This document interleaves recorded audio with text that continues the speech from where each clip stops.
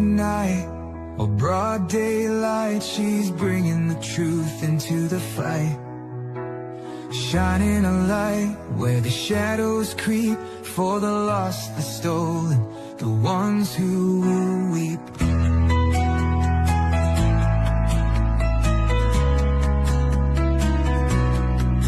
She won't turn away, she won't back down, even when the loony clowns come round.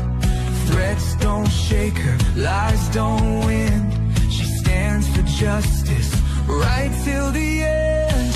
Want the truth, want the best, wanna be safe as you chat.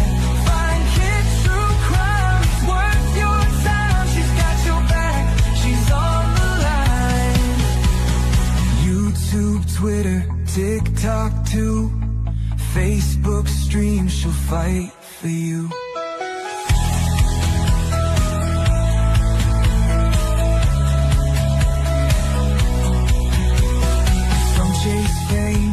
Some chase views, but she fights for those with nothing to lose. For the kids who vanish without a trace, she won't stop till she cracks the case. They try to silence, they try to scare, but truth don't break and she's still there, calling out monsters, showing their game. Justice comes when you speak their name. Want the truth, want the best, wanna be safe as you chat. Find kid true crime, it's worth your time. She's got your back, she's on the line. YouTube, Twitter, TikTok too, Facebook stream, she'll fight for you.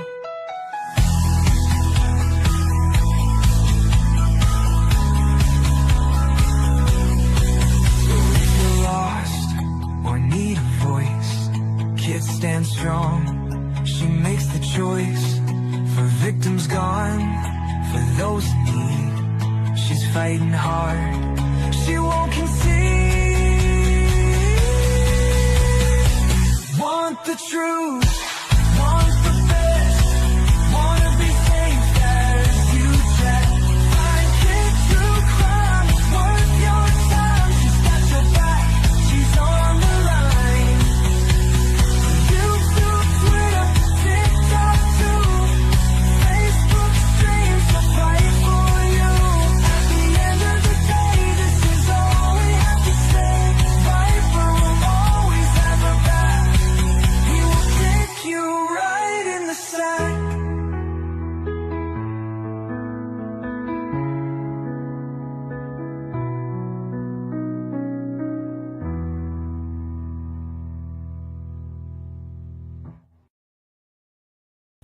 Good morning, my people. I am up and I'm ready for this. You know what today? Okay, hold on a minute. You guys, I am up and I am loud. Okay, which is so strange. I got an iPhone 12, which I love, Pro Max, and then I got the new phone.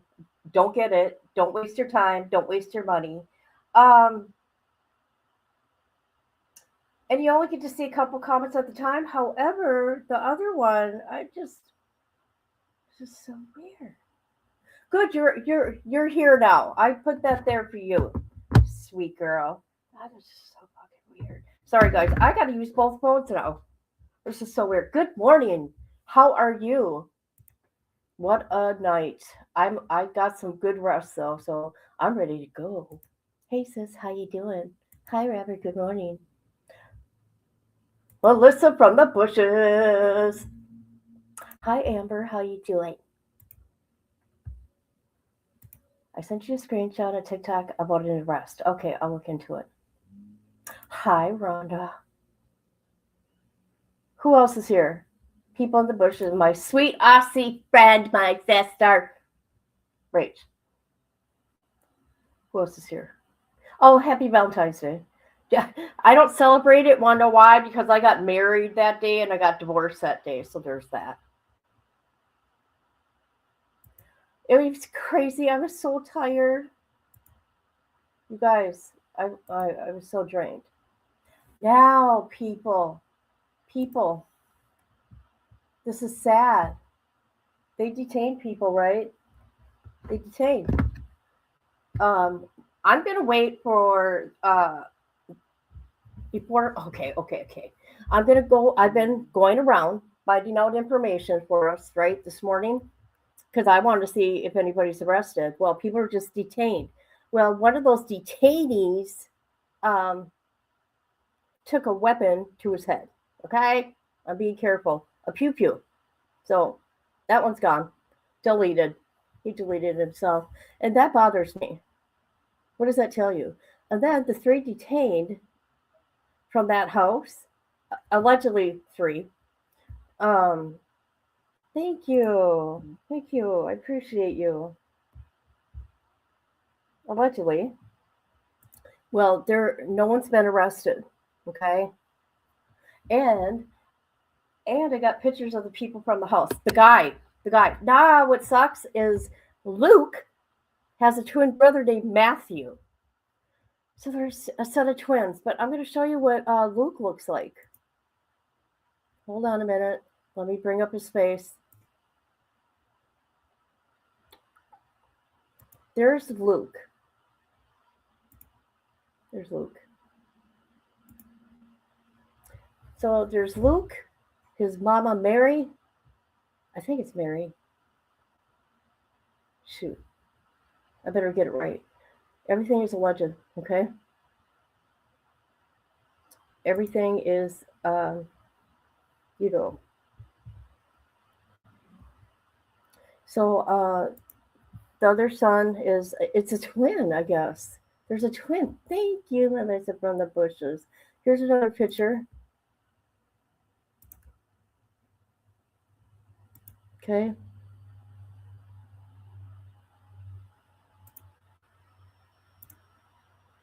All right. We are going to go to this. Hold on, let me see if it's pulled up. Yeah, it's still there. Hey, this is public record, and these are public pictures. So there's that. Aw. Thank you. Thank you. You guys are making me feel special today. Thank you very much. Okay. Since we're talking about Luke, let me take this down.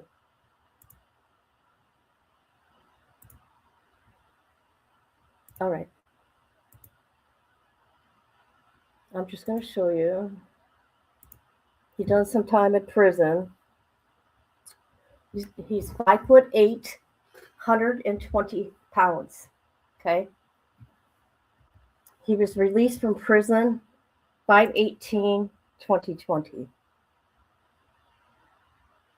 He was in prison for solicitation of dangerous drug violation, drug paraphernalia violation, endangerment. I don't know what that is. It's all Pima County, criminal damage, flight from law vehicle.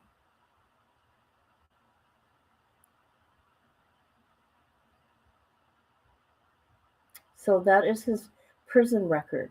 And that would be Luke, the one I just showed you. Okay? Okay. Just wanted to show you that. How is everybody, by the way? Let me get back into these comments. How is everybody? Who's here?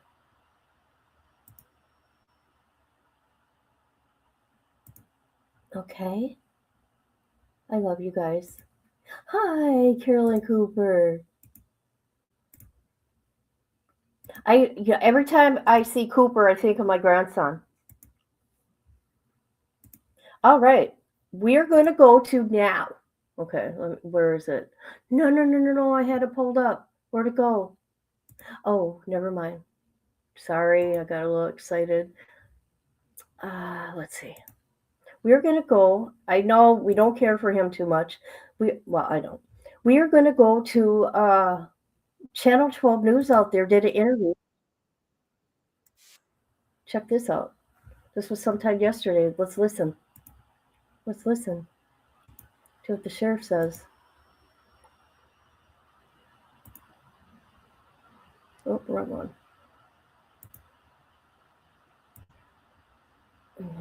Here we go. Let me speed it up a little bit. Oh, they changed it. That's weird. Okay. And a Fox News alert, we are monitoring a possible major breakthrough in the Nancy Guthrie case. What the A fuck is massive going search on is underway here? in Tucson with swarms of police spotted Oops. at the home. Oops. And a Fox News alert, we are Oops. monitoring a possible major Well, breakthrough in that the pisses Nancy me off Guthrie case. when that A massive happens. search is underway in Tucson with swarms of Jesus. police. Here we go. Sheriff, I just want to first, I mean, we can start with that if you want. I wasn't going to, but we can. What do you want to say to, how do you respond to this report that says that you are not working with the FBI and holding back evidence? I've said from the beginning, and actually even at our last press conference, the FBI and the Pekin County Sheriff's Department are connected at the hip. That has not changed. Decisions are made sometimes with a good discussion about why things need to go one way or the other. In this instance, it really was about, and it's not just this. We're going to use a judge for a search warrant. Do we do a federal judge or do we do a state judge? We have a discussion. What's the best way to do that? And the decisions are made. They're really not my decisions. They are our team's decisions. They get together and they talk about what they think is best. In this case of blocking evidence from the FBI, that's just so far from the truth.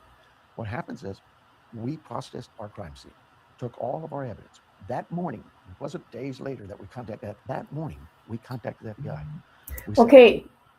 I'm sorry. You got all your evidence. No, you didn't. You didn't collect all the evidence. Want to know why? Because you didn't get that Nest camera. FBI did. Whatever.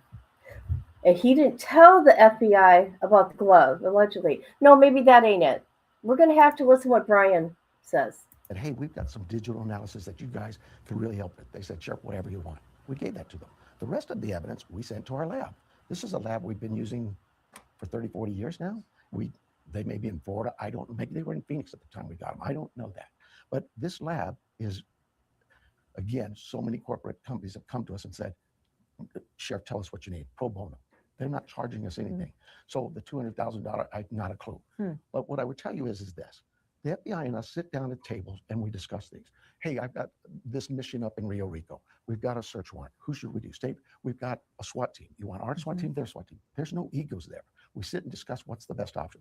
The DNA, if you had, God forbid, something happened in your home, we're going to go and process it. We're going to take markers and get profiles on what we believe could have DNA. But we're also going to take buccal swabs of you and your family and your friends that have been there to eliminate, right? So in this case, all of that evidence, day one, went to our lab. We now come back 10 days further, there's gloves found. So FBI says, okay, so should we send them to the FBI lab? I said, no, let's send it all to our lab, because why would you want to have evidence over here and all the markers, Yeah, for but elimination what you failed to do over here? there, It's just adding a Sheriff, step to it. what you failed to do is tie up that crime scene until the investigation was over and everybody trampled on the property. Just keep it all in one place. Our lab does good work. Their lab does good work. They both are capable. That's just to eliminate that. Petty searches. This lab has, oh, we've got a marker. Can you send us your eliminations? Or vice versa? Can you send us yours and we'll eliminate for you? It doesn't make sense. It's just we talked to the FBI. They said, yep, makes sense. Thanks, Sheriff. And we move on to the next problem. So you're basically saying this is maybe one person that had a problem with it, but you feel like, you know, we got 400 officers out there working together. They're not always going to see eye to eye. Some of them are going to think, and they may be right, but somewhere at a certain level, those discussions are had, and we weigh it out and we go, we keep going. yeah. Are you not sure? Are you sharing the results Everything with FBI? absolutely, and they are with us. Okay. The videos that came from their submittal to a company, they came back, they share it with us. People thought, oh, you had those videos forever. I think we had them for about 2 hours, and we submitted them to the media and said, Wow. we need your help, because that has really given us quite a lot of leads and an advantage on this. And we're hoping we've got some good leads today that we're working on that we hope pan out. Who is currently leading this investigation? We are. It is an effort. It is a team effort. We who? We, the sheriff and the FBI. Okay. We work step in step. John Edwards called me last night. He calls me every night. I call them. I was at their command post the other day when we were in Rio Rico. They've been at our command post. It is really, there's so many leads. They generated 14,000 in the first 10 days. We generated 18,000. We need each other. And that's really, so there's no ego here as to who's leading it. Right now, it is a state case. We're handling it. But we can't do this by ourselves. We know that. So we need their help. Lead agency is Sheriff's Department with assistance from FBI, or Yes, that's how this started. Lead- We asked the FBI 9 o'clock, 8 o'clock that morning when we got done processing the scene. We turned to the FBI and said, hey, we're working this case. This is what we need from you. They said, anything at all, Sheriff, whatever you need. And now it's grown that, well, yeah, like I say, you got 400 cops out there working this. Did you reach out to the FBI? Did I know? No, my team works with them all the time. Okay, so the Sheriff's Department reached out. I think that was Yes, part of the I'm report sorry. that it Yes. said that like you guys didn't reach Yes. out and they reached out or something. Yeah, I Okay. believe our team, after I got Okay. briefed, they said, yeah, FBI is going to help us with this. Well, great. And we'll do this and we'll work. And once it got going, the FBI, Department of Public Safety in Phoenix, Tucson Police, our regional team, everybody said, Sheriff, what do you need? Okay, I'm going to ask you about those gloves. You said how many gloves were found? I can't give you the numbers, but we found the first pair, I think, was a search team that went out, FBI, deputies, everybody, about 2 miles away. There's been some reporting that there was a glove in that is no. There's no glove in the house. Never was found a glove in that house. Okay, was there a glove found closer to the property? 2 miles away is the closest we have. And that's one. Do you guys believe him? What is going on here? All these conflicting stories. Why? So now there's not a glove that was in the house that was sent out? What? This is a joke. This sheriff is a joke. There is a grandma missing, 84-year-old, and all he's cared about is it's his case. He's in control. That's all I get. Do you hear anything about Nancy? Do you hear anything about Nancy within this interview? Please hit the like button. Thank you. Or dislike. Pair of gloves. One pair of gloves, I believe. Is there another pair of gloves? There's a lot of gloves. How many gloves? We go out 5-10 miles, and as you expand that search, and let me say this, that's a lead we got, and we went in with that lead. I don't want to tell somebody, well, don't call us if it's 2.5 miles. We have to go and gather it all. And now it's really growing. But that's part of investigations like this. So you go and you get them, and then you prioritize. Well, this one's about 10 miles away. Yeah. Maybe we can hold off on that. Let's do the one that's 1 or 2 miles away, that kind of thinking. But that's all that is it's about all the leads come in. We develop evidence. Leads aren't just phone calls. Mm-hmm. Leads aren't just interviews. Leads can be from evidence, from things found, from searches, from search warrants served. All of those things develop. Do you believe that any of those gloves could be the gloves we saw the person in the surveillance video wearing? You know, that work is being done. We would never eliminate it unless there was something that our labs would tell us, yeah, this is what you're doing. Okay. Are you looking or interested in potentially a white truck? You know, I've heard that so again, I can't get into all those weeds. I know that we have gotten a lot of leads, information coming in about vehicles in the area that were concerning. We track every lead down. And so maybe I don't know who's got that, but somebody is working, probably a lead that came in on, hey, this white truck was in the area. So, that's not the only vehicle that we've been told about in the area that looks suspicious. All of those things are being assessed. Are you close to finding this person? We think we're getting there. We think we're getting closer. Like what, a day, 2, Oh 3? my What? goodness. 13 I now. know, but you know what? Some of these cases go for months. Some of these cases can go for years. We're prepared that whatever that time is, we're going to continue fighting it. We're going to get Wow, I can't believe We you will just find said it. that. that. We know. So are you at that point where you think it could go on that long? I don't rule out anything. It's like I say, these things come in Wow. highs and lows. We get a lead, we get really excited, we're way up here, and then something says, okay, that's not the right lead, and we go back down. Now we get another lead, and it's what keeps us motivated. You got all these cops out there that want to find her. Oh my God, And my they get excited. notifications. I wish you could have been with me in that comm room or that with the FBI and watching all those agents and detectives get all energized and charged up when they thought they had this could be it. And you see their faces and then when they realize maybe not, look, they're tough guys, tough gals. They're going to get there. What was it that allowed that court order? What was it that you potentially had on that person in Rio Rico that allowed the court order search? There were several things there, and I can't get into that. Have you totally written that person off? You know, that's the thing is everybody wants to know if we eliminate anybody. You don't eliminate people. What you do is you go and Can we talk investigate about that lead Nancy? up until a point in time where you realize that, okay, maybe there's an alibi. Maybe in this case, we believe he was a delivery man. He was in the area for a reason. Okay, but that doesn't mean we're ending. That doesn't mean he's completely eliminated. What if, and the search warrant, we're processing that evidence. What if that evidence comes back and says Nancy's DNA was found in his home? Well, that would make you say, wait a minute, we got to go back, right? And that is not the case. Please don't. I won't. You see But what it I'm does saying? sound, the man had, Carlos, is that correct? The man who spoke out? I believe that's Yeah. right. He had said that, no, it's, he had said, this gentleman had said that he was a delivery driver and that perhaps he had driven in the area. So it sounds like that's maybe what it was, that he was delivering in the area. That's part of it. There's a lot of things there that we looked at. Okay. So it's not just, oh, here's a delivery, here's somebody driving in the area. There's a lot more to that. And that built up for us enough probable cause in our eyes and the judges to say, I think we need a search warrant. Okay. 5 minutes. Thank you. And let me say something on your name, Carlos or whatever. Yeah. We do not name anybody that's an Right. investigative lead. I We just won't don't say do that you're naming him, but you're whoever it corroborating that was. he's not just crazy going on the limb saying he's the guy. He's yeah. Yeah. Okay, fine. So what other evidence? You said several pieces of evidence, gloves. What else has been found? Oh, I'm not, again, I can't go in there. All I'm saying is we're getting some great leads based on Stupid a lot of questions. calls, a lot of people tipping, but also on that video we have, the picture you have. Do you expect there'll be more surveillance video to come out? I hope so. That's why you see a push. We're making another push today with Ring and all those people with their home cameras, because we're actually extending that. I think we asked at first probably for that time frame we knew that existed, and then we took it out further. We're asking for Right. Why January 11th? What were investigators asking about that day? you know, they have a reason. I don't know that, but I know that they have a valid I thought you reason. guys were working together. Do you expect more surveillance video to come out from Nancy's home? Well, I hope so. We'll see. We've submitted it all, You're working with the tech company still. and yeah, we've asked them, and they're working as best they can. Is there anything else you can tell us about this suspect? Because some of the things that's, we have the height and the, average sort of build, but those are pretty generic. Do we know hair color or race or anything like that? You have the same video I have. Wow. So that's all we have. Do you believe that maybe this person purchased the backpack recently?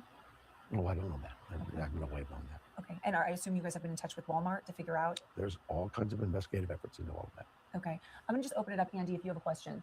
We were talking about leads, we were talking about 6 and 8. How many total, and is the number of quality leads increasing? So we. I'll ask you that. How many leads have you gotten since the video was released? So I'm going to go back. I think 2 days ago we were up to 18,000 here, and the FBI was up to about, I think they said 14,000.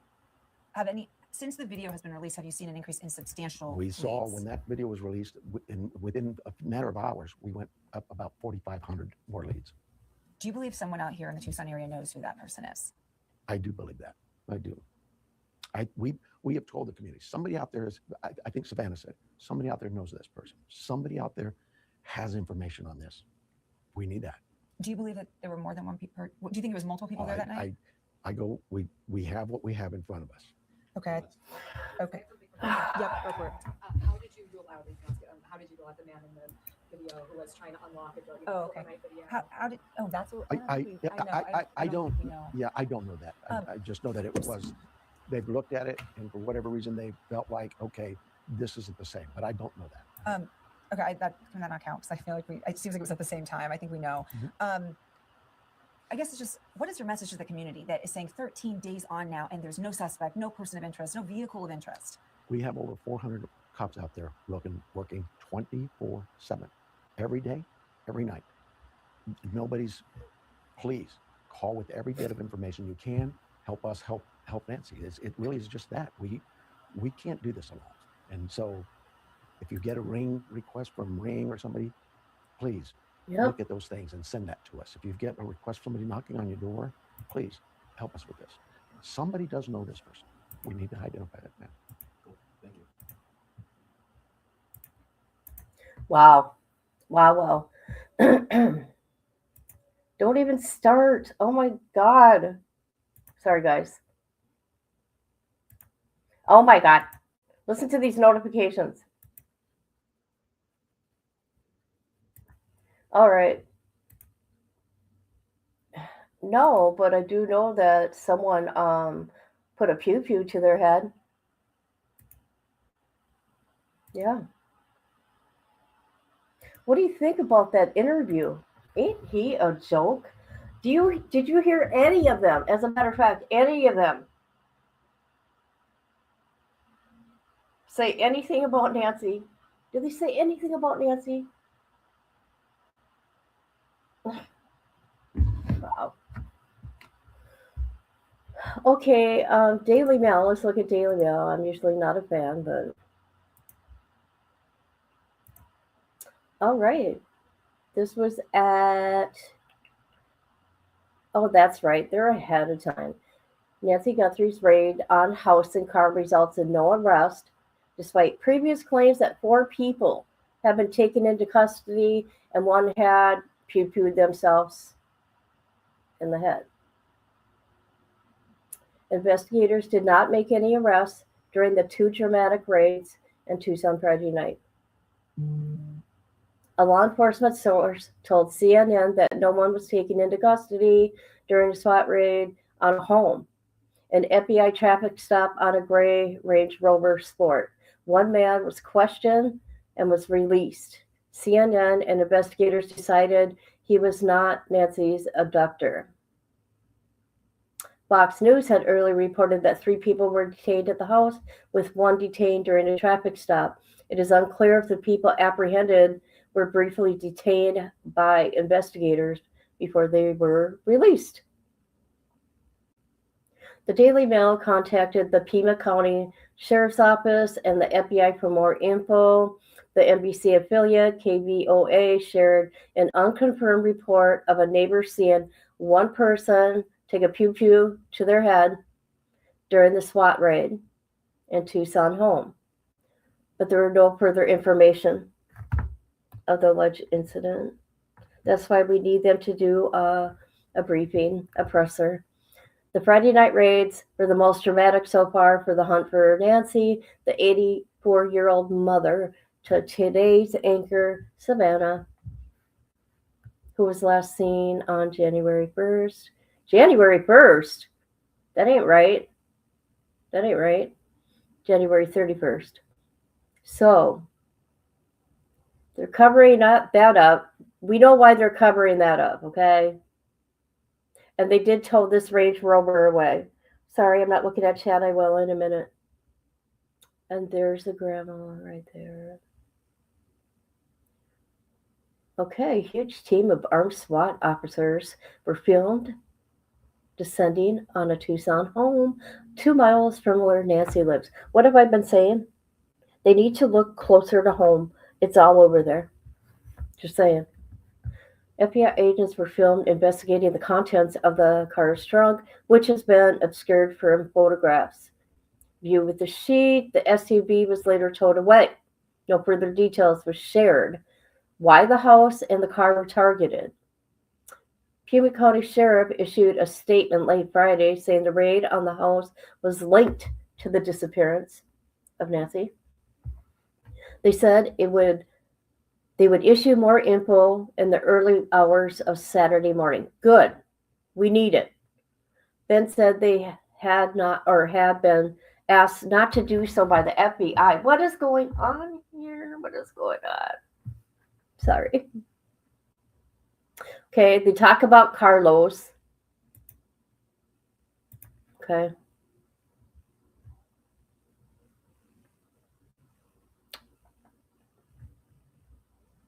Okay. It was later released. Oh, they're talking about him. We don't care about him. I mean, you know what I mean, right? So that's what Daily Mail put out there. Jonathan is there right now. Let me look at chat. I'm back in StreamYard. All right. Oh God, I'm telling you, I'm so glad I am rested and ready to go today. Good morning to the ones recently come in. Please hit that like. This is I mentioned it in a live last night. They were being too hush-hush. Have they shown any footage of Nancy after dinner? No. Haven't seen any. Yeah. Oh, God. All that sheriff cares about is his whatchamacallit. My God. Okay. we are going to listen to the man that lived in the neighborhood. Where's his, and what he has to say. Okay, but I did an interview with a guy that lives in the neighborhood that got swatted, or next door, or whatever. Hold on. Let's see what he's got to say. Good old News Nation. With a neighbor, Peter Molk, lives across the street. Let's hear what he had to say. Unbelievably absurd. It's making everybody nervous. It's just surreal. And we just can't imagine how the family is processing all this. You know, as a neighbor, as a person that lives in the community, you know, we just wanted to resolve, you know, for the positive. And so what do you think? How's it feel? There's, 20 cop cars, a couple SWAT. Yeah, I live right across the street. Right across the street. Yeah, it's weird. Tell us your thoughts when you saw that going on, maybe, just about trying to process it all. Tell us how you feel about that. We feel that, they might have gotten a tip. There's been a lot of tips, I'm sure, over the past 2 weeks, but this seems to be a tip that's, could be close. Hopefully it's something that's credible and, it's actual.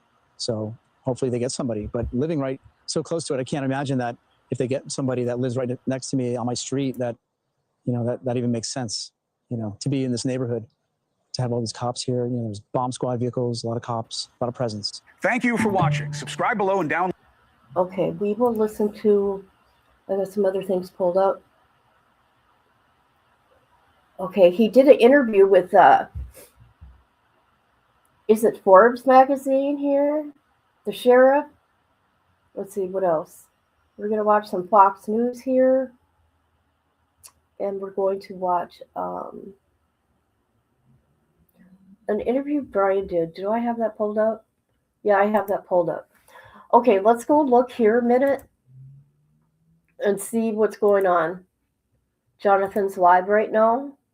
There, we're not going to stay on it all day. Believe me. We were watching paint dry last night. Here we go. Oh, what neighborhood is he in? Wow, what's going on? Here we go. Once again.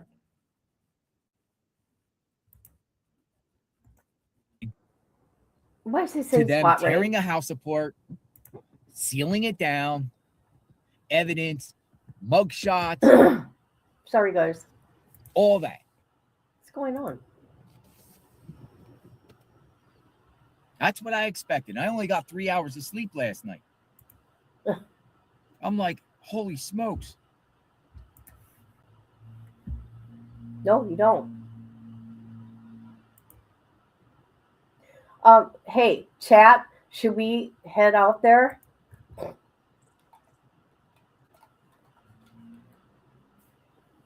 No one has been arrested. People have been detained. The sheriff has confirmed to the local media that there has been no arrests.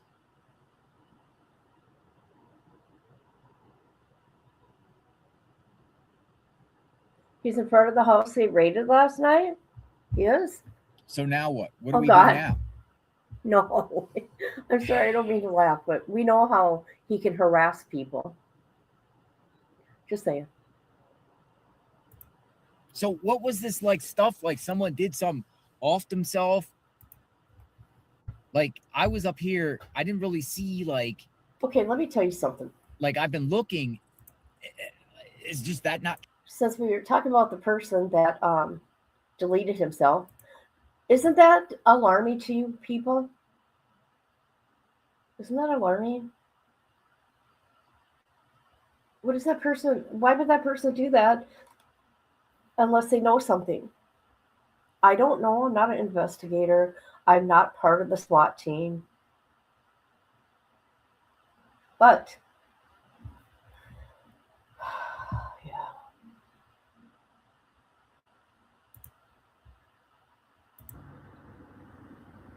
At least it's nice and sunny. We got over 30,000 people watching. What's your take of this?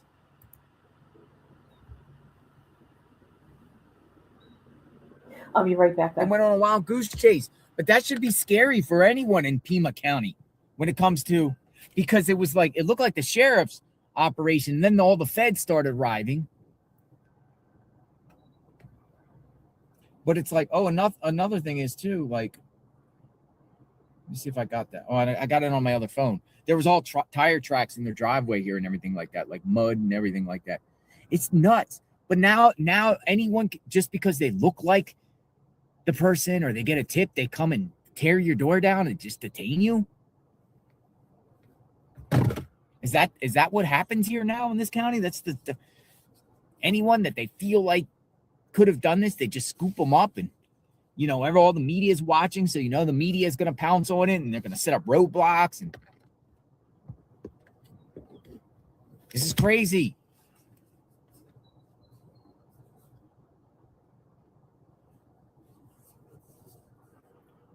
Chopper circling.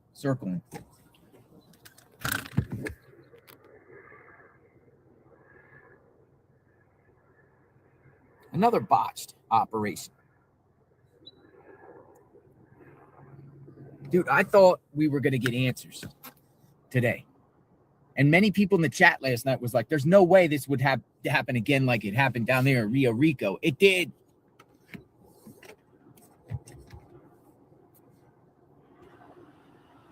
They had enough to get a warrant. They had enough to get a warrant the other time on Carlos, too.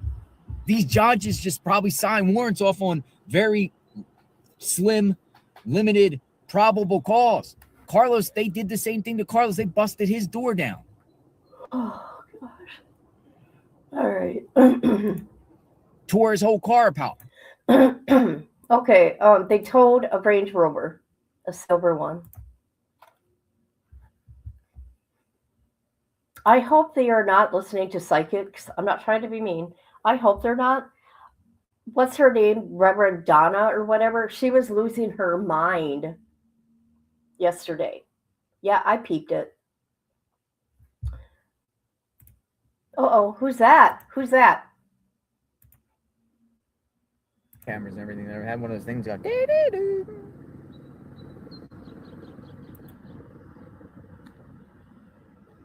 it's insanity. It's crazy. Oh, that's media. Morning. I'm doing great. How are you?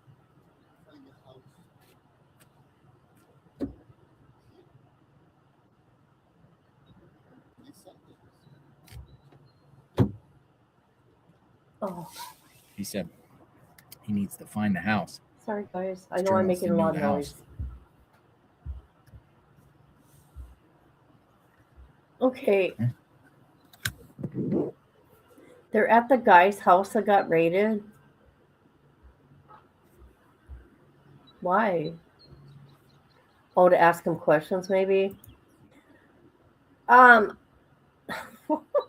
know. Don't know what's going on or how many gloves. Sheriff is saying no glove was found in the house. I don't know. Fox News just arrived. Uh-oh, Fox News. I'm going to sit here and see how many people come. This journal is starting to come here. They're all waking up in the morning just like I did. Got a fresh cup of coffee and came out to check the crime scene. We wanted to see the crime scene. Here's the chopper circling around the house. Ooh, shoot. Is it the news or cops?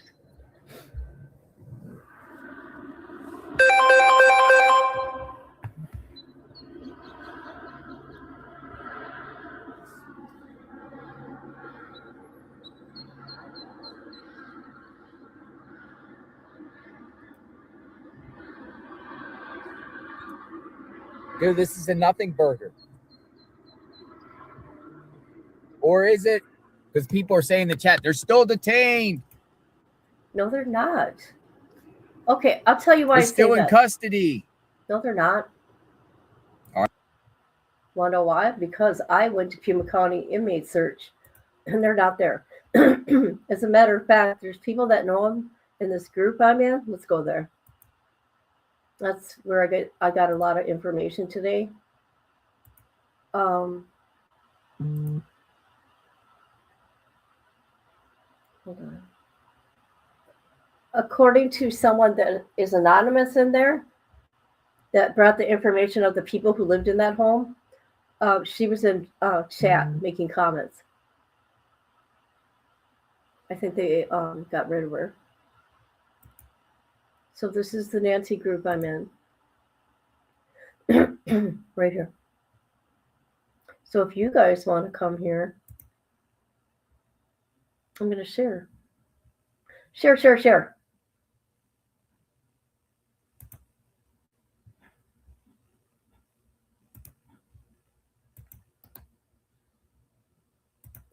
So let's see the updates with them. TLR is not live. Yeah, he is. Let's see. All 4 individuals were released.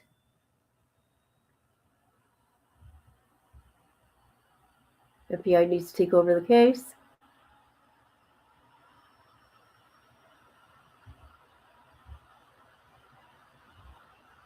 All right.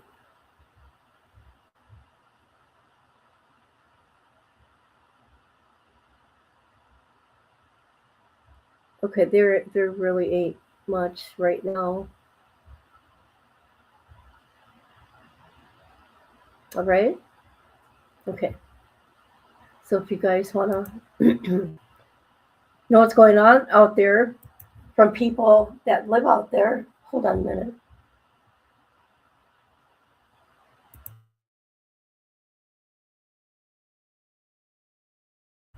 Holy crap. All right, let's go. Let's go to let's go here. We're going to go to X. They had Dolly here. Dolly watched the man take the pew pew to his head and delete himself. You guys.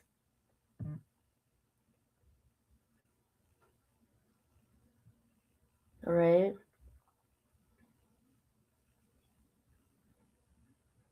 See that guy? Let's see. See if I can find what Dolly said here. We did watch it last night. I'm not going to go through that video. It's way too long. Here, let's look here. I just have you guys looking with me. Look at people are upset.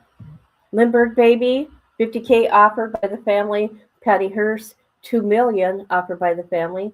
Elizabeth Smart, $250,000K offered by family. Nancy's family has offered $0 for her safe return.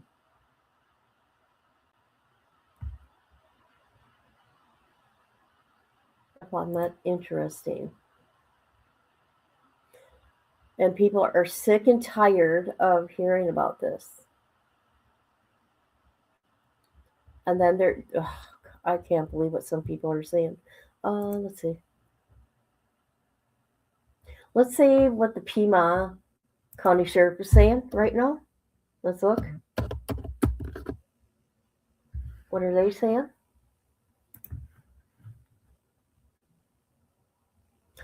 Last thing they said, law enforcement activity is underway at a residence near Orange Grove Road and North First Ave relating to the Guthrie case. Because this is a joint investigation at the request of the FBI, no additional information is currently available. Okay, let's go to the FBI in Phoenix. How about that? See what they got to say. Probably nothing. This is what they said. Let's see. Did they say anything about that? Okay. Last thing they said, the FBI U.S. Attorney Office will continue to hold any individual accountable who seek to interfere with a federal investigation or attempt to profit off a grieving family. Okay, they talk about Derek, 42, from California, is alleged to have sent ransom demands via 2 text messages on a missing person on February 4th, and he made a 9-second phone call. That's it, people. That's it for now. I thought I would share this stuff. I'm coming with information today, people. He has been. Oh, yeah, they felt bad for him last night. Well, you know what? I'm going to be honest with you. I couldn't even imagine. Actually, I'm going to be honest with you. I kind of felt bad for him. But you take that risk if you're in true crime and you're going to be following The SWAT team. Come on now. Yeah, it's just kind of strange. And Savannah was just out there 3 months ago. Not to visit her mom, but that was part of it, but to visit where she grew up. I don't know. Could have been more to it. All right. Let's get back to Jonathan for a minute. If you guys want me to play something, I will. I do want to say I want to cover, if you guys know Viking Mindset is in jail, I need to cover some things on that because some things are off. There is some untruths going on within his case, and I'm going to show paperwork, real paperwork.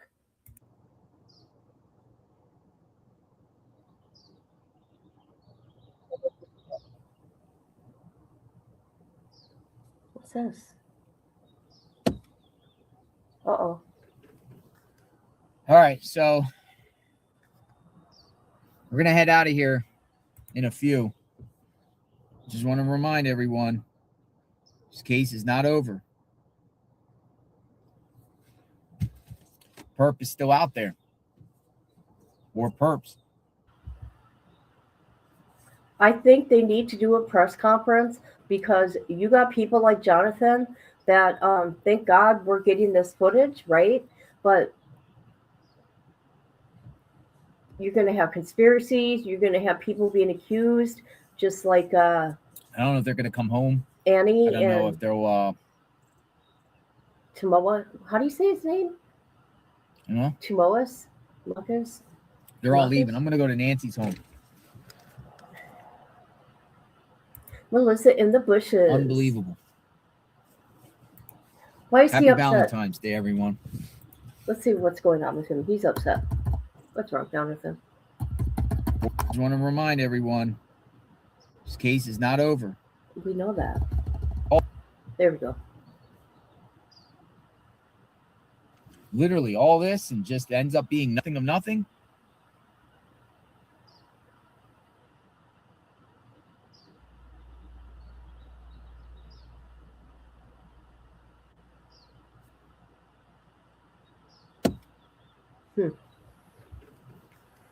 All right, so. All right. I didn't know how media could really be, but this is crazy, you guys. I've never known Tommaso, I don't know. I'm in the playpen. I want to thank everybody for being here with me. I appreciate every one of you. Patty Sturgis. I'm gonna have a paperwork party today. Chopper's still circulating up top. Probably later on tonight. Because this is unbelievable. There's different stories.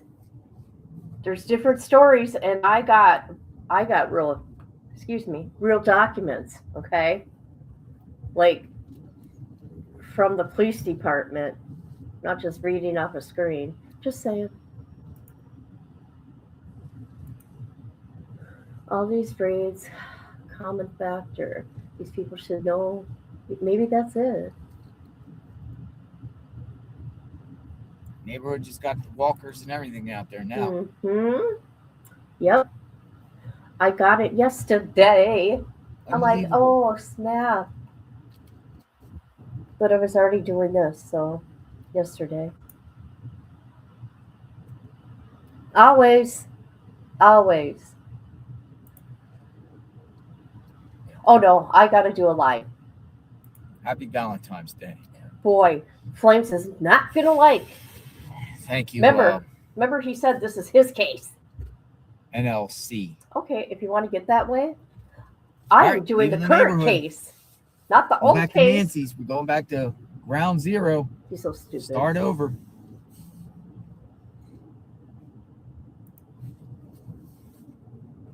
Oh. Patty Sturgis. More he got my food yesterday. I'm just letting you know.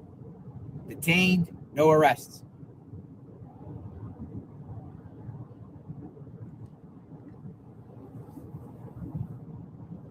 Okay, he's just driving.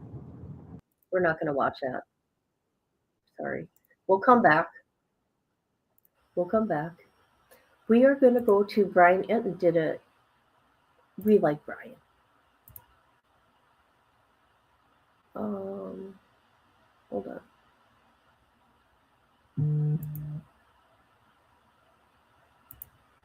I'm going to see. Here, we're going to watch. Remember Gabby Petito's case? Her dad? He did an interview with Fox News. Let's watch it about this. Let's bring in Joe Petito. He is the father of Gabby Petito. As you guys know, Gabby was missing for nearly a month before her case was solved.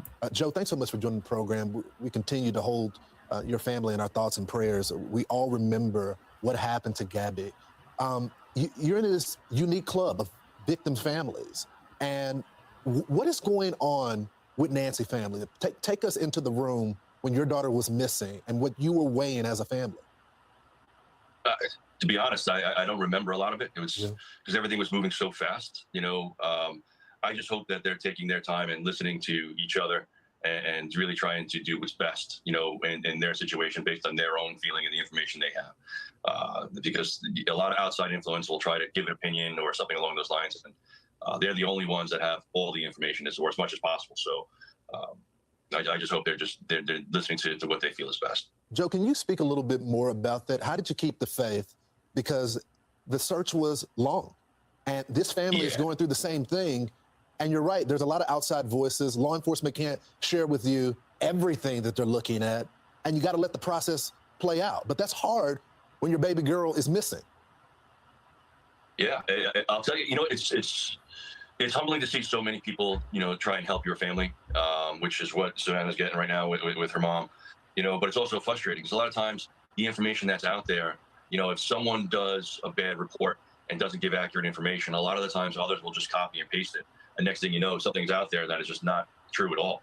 So it can be frustrating at times. It can be humbling at the same time, but also scary. It's sad. You know what I mean? Savannah's, from my understanding, mom needs, some medical, medicine and some care that she might not be getting. And that's got to be weighing on them just the same. And that's an absolute shame. My prayers to them. And I hope this ends, with Nancy coming home safe and sound and whoever did this, behind bars. Joe, we appreciate you joining the program this morning. Please give your entire family our prayers and regards. Thank you so much. Yeah, he was, Joe is amazing.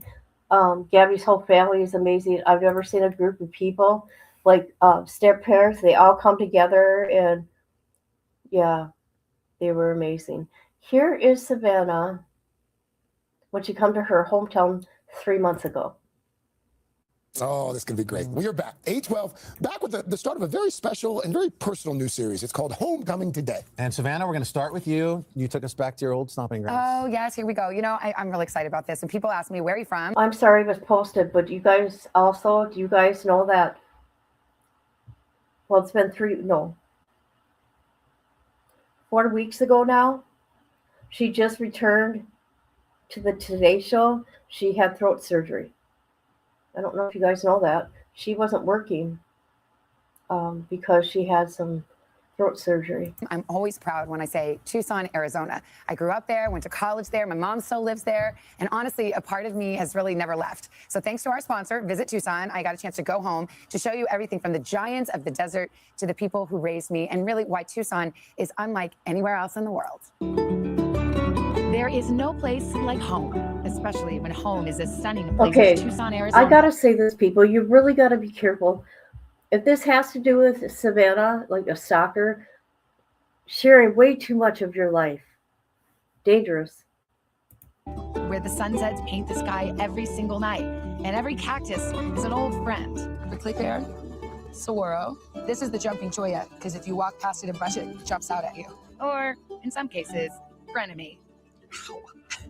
Still sharp, but Tucson is more than its breathtaking landscape. It's a vibrant community and canvas. Hi, Joe. I'm Savannah Guthrie. Nice to meet you. This is beautiful. Thanks. Joe had. I can't be having this music. They're going to copyright me. They already have. has transformed Tucson one wall at a time, turning bland buildings into That's enough colorful. for the Trip to music. Tucson is complete without visiting the air warm-up for cloud. I can't believe it. I'm back. This is my alma mater, the University of Arizona. It's just as beautiful and Okay, they're going to continue with the music, and I just can't. So she went to her college. Who's this? I'm a hugger. This is home. That's fantastic. Where- So happy you're back. Where are all the students? You remember them all. Yes. Okay, Welcome home. so she's at her school. There she goes with. Look at that shit. Let's see. Now she's going to go see her mama. Let's watch. Family. El Charro is the oldest family-owned Mexican restaurant in America, and Yummy. the perfect place to catch up with mine, my mom Nancy and sister Annie. I come here every time I come home to Tucson. I have to come to El Charro. How long has El Charro been here? 103 years. Carlota Flores has run El Charro for over 50 years, taking over from her great aunt Monica, the woman who's said to have invented the chimichanga. She treated us to a tradition from back in Prohibition, when women playing cards would hide their tequila in teacups. Cheers. Cheers. I love you. Don't drink the whole thing. Mom, you guys came here in the 70s and you'd been moving all around. What made you want to stay in Tucson and plant roots? It's so wonderful. Just the air, the quality of life is Wow. laid back and gentle. Yeah, I like to. Oh my God, she sounds like my grandma. Her voice, that crackly. Oh my God. Watch the javelina eat my plants. But the best thing about Tucson is coming home and Yes. seeing you guys. Should we raise a glass? Prickly pear margarita? Cheers. Cheers. Love you. Love you. From the love of family to the familiar beauty of the scenery, I will always be a daughter of the desert. Daughter. Daughter. Oh my Yes. God. It's like a movie. Well, guys, I brought Okay, that's all we get of her mama. Oh my gosh. That's crazy, her voice. It was nice to hear it. Oh, you guys are talking about the playpen and partying? You go, girls. You go. You do what you got to do. Yes, yes, definitely. Yeah.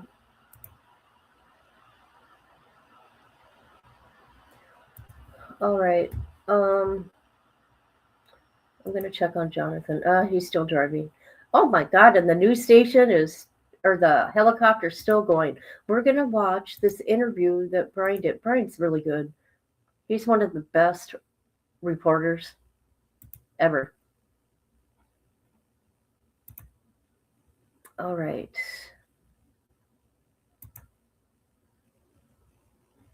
Well, it was about an individual who was Listen to taking this. RICO dollars, which is the Okay, let's listen. This guy used to work. Okay, we're gonna find out. There we go. Local case originally, and they didn't want to let go of it, which is fine. It's up to them. It's really up to the community. But ultimately, when the FBI got involved, I think, progress has been made. Complicated. It's interesting to hear President Trump say that outside the White House. And again, these are things that I've heard. There have been concerns about the sheriff's handling of the case. And even he admitted, like, maybe they made a mistake opening up the crime scene so quickly. Remember, it was just a couple of days later they opened it up. We were able to get the blood. I spoke to the former under sheriff Rick Castigar. I've spoken to him before. He was the undersheriff, so I believe what he says. with the sheriff's office for 40 years. He worked with the sheriff for 40 a long years. time. He's not happy with the sheriff now and the way that the investigation has been handled. Holy. And I wanted to play for you what Rick told me. First of all, what is your reaction to this new reporting that the sheriff withheld critical evidence from the FBI? I have a one-word answer. That's outrageous. And it's outrageous for a number of reasons. The FBI is the entity that certifies those for-profit organizations, of which the Sheriff's Department here has a contract with, to analyze trace evidence, DNA, hair, anything. And to, in my opinion, to not include the FBI in that analysis is absolutely outrageous. But it's rooted in this sheriff's disdain for the FBI. And it's rooted in, back when I was a member of the organization and working, a investigation that erupted. Chris was not, the sheriff was not the focus of the investigation, but he was promised by the FBI that they would keep the FBI him apprised of the progress of the investigation of some of his subordinates. They didn't. And simply put, that angered him considerably. I think I can understand that, but that particular grudge was with individual personalities. Did you hear what the sheriff's problem is? Because they didn't get the credit for a case. That is why he don't like working with the FBI. Unbelievable. This is a missing 84-year-old. That worked for the FBI at the time, not the partners we have today. And, you know, whatever evidence was gained over the course of several 2 weeks needed to be processed, all of it, in my opinion, by the FBI and with their talent and with their expertise and with their capabilities. The Sheriff's Department doesn't have it. Classic example, and maybe I spoke to this earlier. That video that we saw in Nancy's immediate front entrance. I know that the Sheriff's Department kind of dismissed any opportunity to resurrect that video. But once the FBI got involved, unbeknownst to local law enforcement, it was resurrectable. And it was, now we all have, although he's masked up, we have a clear image of somebody at Nancy's front door in the time and date in question. The Sheriff's Department didn't know it was possible, but the FBI did. And that speaks to the technology that the FBI and the expertise that the FBI has. And local authorities, I don't recall too many times, even in my 40 plus year history, where we had a big case that wasn't turned over to and asked for specific help of the FBI. They have the capability. Just go back for a second, and not in too much detail, but what is, you mentioned that there was this investigation that the FBI did into some of the sheriff's subordinates. What was that about? Well, it was about an individual who was taking RICO dollars, which is the racketeering funds that are seized by law enforcement, and he was putting it where he could access it to pay for projects for the department. It was not put in anybody's pockets. And I cannot underscore that enough. People are going to immediately assume somebody was stealing money for their own benefit. That's not the case. And as I mentioned, the sheriff was not suspect in that case at all, but some of his subordinates were. Technically, by the RICO laws, if you launder money by taking it from one source and putting it in another, it is a violation of that law. But he was not happy with the FBI during that time. No, he wasn't happy. And you were on the inside then? Of course. You were the undersheriff? I was one of his senior administrators. Okay. And did he say that he didn't like the FBI? I mean, what would he say? Yes, on many occasions. To several of us, we would meet daily and discuss the issues, and he was very upset. And that's because they just didn't keep him apprised of the progress. They kept it close to the chest. He was uncertain whether he was suspect, all of these things. Well, when you're the boss of 2,000 people and some of your subordinates are being investigated for a crime, and technically it is, he wanted to be made aware, and they didn't follow through with keeping him aware. I believe that is the foundation for his disdain of the FBI. But as I just said, those are different personalities back in 2016 when this happened. Why do you think he is sending the evidence to Florida, to the private lab, instead of taking the FBI reportedly up on their offer to send it to Quantico? Territoriality. This is his county, and his ego's in charge. And that's the way I see it. And the reason he has not offered them this evidence makes no sense. And I have heard a number of people who are local as well as national speak the same thing. It makes no sense. And I'm going to say that word again. It's outrageous behavior, perhaps just to make a point, perhaps just to say this is my area and I'm going to deal with it my way. And it's unfortunate because it compromises the investigation. It provides further delays in getting critical information that needs to be put out there. He is now saying that none of this reporting is true, that he has worked with the FBI, that he called them on Monday, the Monday right after Nancy went missing. And he's saying that he's been working in collaboration with the FBI, and that they were aware that it made sense to send everything to Florida because some stuff had already been there and it all should just go there. And he's saying that this is all incorrect reporting. I'd like to hear the FBI say that, because my sources, and again, I'm on the outside, and part of what I'm saying is conjecture, but it's experienced conjecture because I know the personalities and I know the history. And I haven't heard any official with the FBI say, that's okay, we knew about this. Let's delay the process longer and have a contract entity do the evidence instead of us doing it back in Quantico. Have you seen the sheriff not tell the truth before? I wouldn't say not tell the truth. I think he's a good-willed, honest man, but he has the need to do things his way. He can be very vindictive, and he holds a grudge. And I believe that might be the real impetus for his decision to send it to Florida, send the evidence to Florida. Let me talk to you a little bit about just the investigation in general. Obviously they released those surveillance photos from the front door. Do you think they're making progress? What's your sense? Do you think we're getting any closer? Yes, absolutely. And the screws are tightening on this guy's thumb. The perpetrator, the criminal, the guy who was there at the time at Nancy's front door, knows that video is out, knows he's got exposure. And I think he's taking steps to try and deal with this the best way possible. I only hope and pray that Nancy's still with us. And I only hope and pray this kind of pressure against this bad guy will cause him to take her somewhere, leave her, and then try to hide out somewhere else.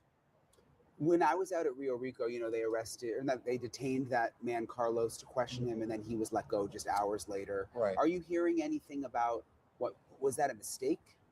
Well, I wouldn't call it a mistake. I think they had valuable information that was credible, and they pursued it.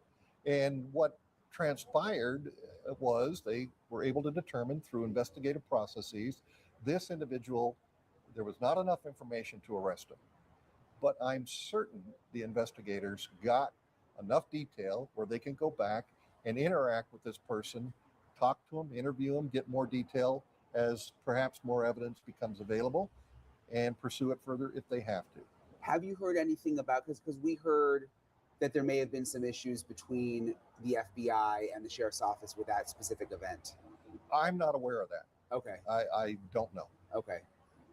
In terms of this, there's more ring video that's coming out. The sheriff's office says that they want any video within a 2-mile radius, going all the way back to January 1st. First of all, let me ask you, what do you think that means? That they're going well before Nancy was missing all the way back to January 1st? Well, that tells me that they have some reason to believe that somebody or some vehicle was in the area prior to Nancy's abduction. And they want specific video so that they can look at that as evidence. That's clear to me. So we shall see how that turns out. I think as we're standing here speaking, there's another video that's coming out and may be released very shortly. And that's very, very telling. And I don't know if your viewers have seen it, but when I looked at it, I went, oh my gosh, that matches somewhat the description of who we're looking for. How it's related to this case, I don't know. But I think that will become clear very quickly, and the person is identifiable, and that will become clear who that person is. Do you think, though, that whoever did this to Nancy was just prowling around, trying other places? Because, everyone, not everyone, but a lot of the experts I've talked to feel like this was a targeted event against Nancy, maybe because of Savannah Guthrie, maybe because of some other connection. Like, is it really going to be someone who's just been trying to get into other houses around town? I don't think it's that. I think it is a targeted event. I think this person intended to do what he did the night that he did it. Some of the requests for other videos and dates prior suggest this guy might have been surveilling. But the question is why? Was anything taken from the house besides Nancy? I mean, come on, we don't know these things, you guys. It's scary. It don't make any sense. This could happen to any of us. Ugh. Yes, Brian does. Good morning.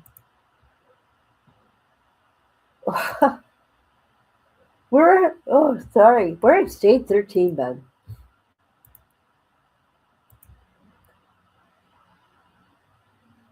No. I got to do this for fair use. Can they connect a pacemaker with something else? The only way a pacemaker can stop is if a doctor stops it. I think. Shuts it off. Yes, I'm sorry about your grandma. Okay. Oh, yeah. Well, that's it. I'm coming for him. Right? Holding a grudge. This sheriff is gross.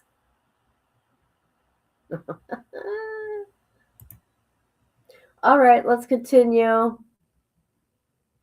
Where are we? There we go. Boy, that's a long interview. Holy crap. That part of her neighborhood. But why would you enter if this was just a burglary, go inside, encounter her, obviously, and then not just leave her there? Why would he be afraid of being identified? He was so masked up, none of us could really, you could get a mustache out of it and get some eyebrows out of it, but not much.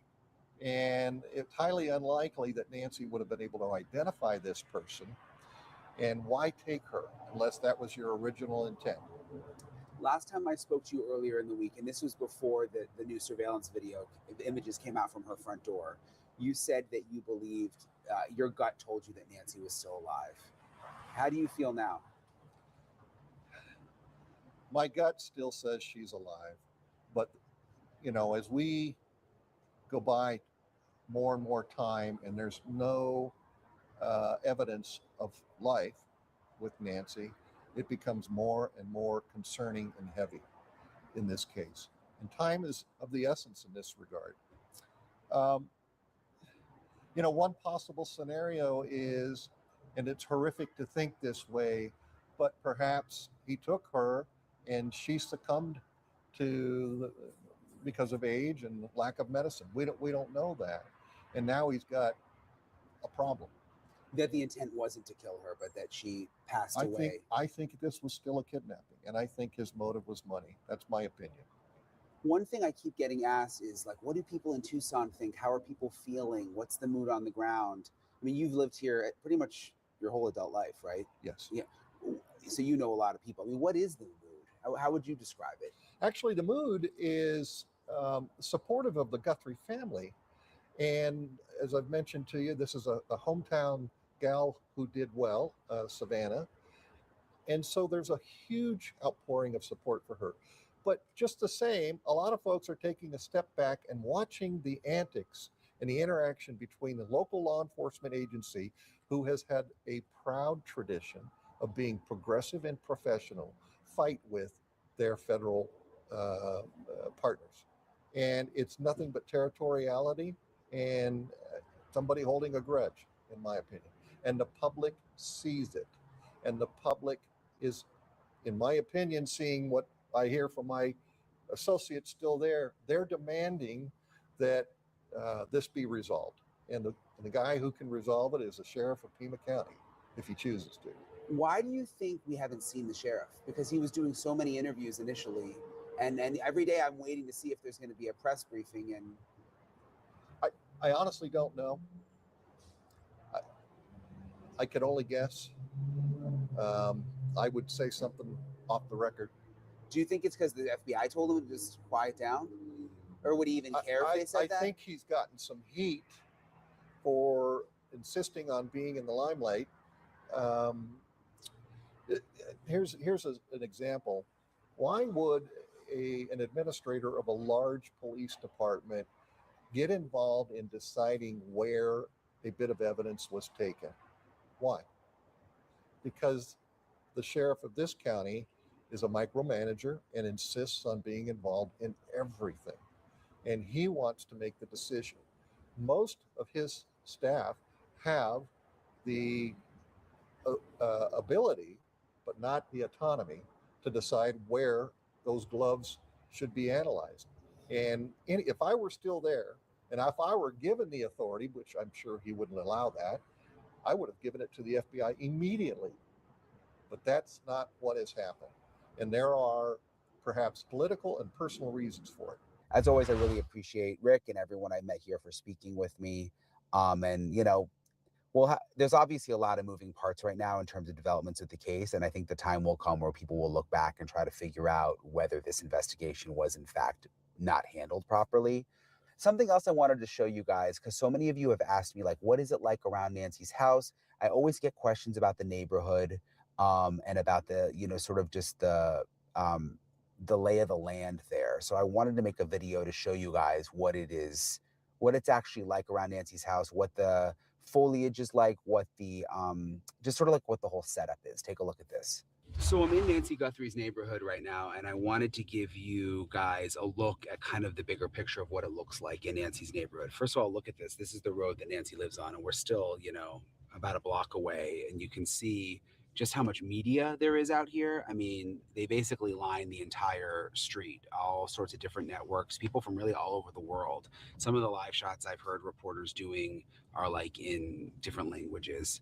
It's raining today, by the way, which is unusual, obviously, here in the desert. I've been here almost 2 weeks and it hasn't rained one day, but it started raining today. Which is interesting for the investigation. I mean, if there were tire tracks or anything they were looking at, that could be an issue, although it's already been 2 weeks. So they've probably already, you know, hopefully looked for those kinds of things. This is Nancy's house right here. You can see that there is a Pima County Sheriff's deputy out front. Initially, they just had the house totally unsecured with no deputies around, but they have since kept the deputy here around the clock, just kind of keeping an eye on things, making sure that no one walks onto the property. Today, there was everybody was kind of excited about this. There was a pool cleaner that came, a pool service guy that came, and they actually let that person go back into the back of the house. This is our News Nation setup right here. That's Mo, our cameraman. Hey, Mo. He's waving. He's, I think, grumpy because of the rain. And it's been a long couple of weeks, as you can imagine. But I want to show you up here. Look, this is the area next to Nancy's house.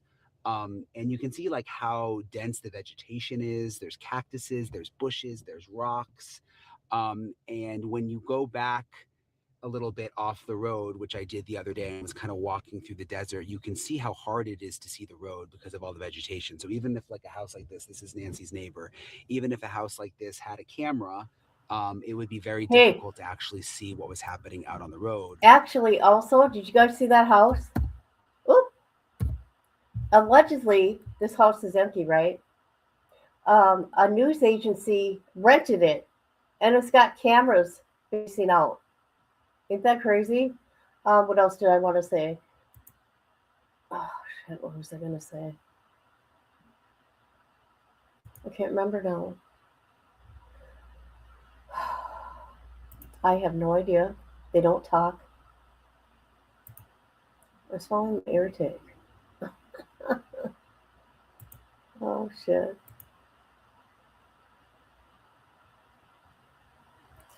She's close to home. All right, let's continue.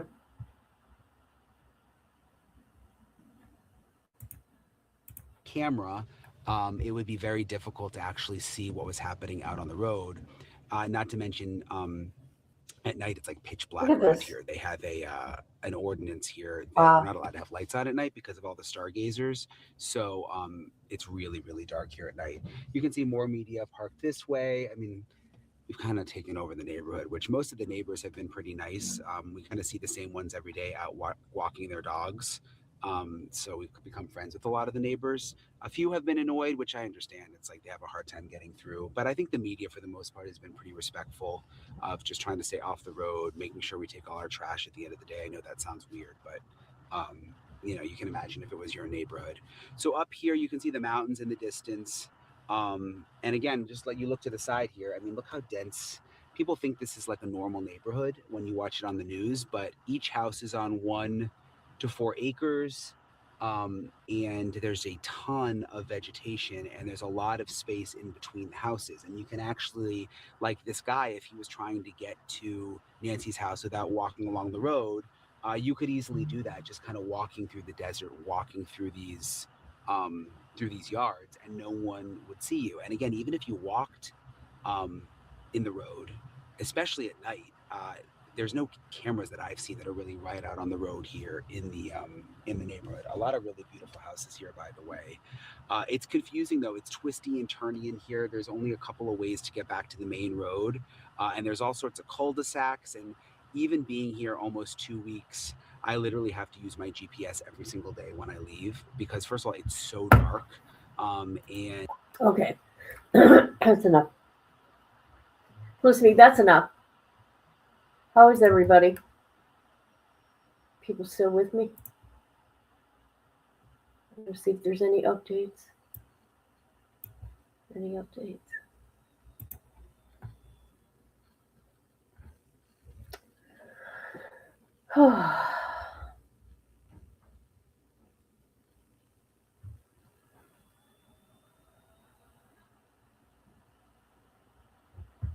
All right.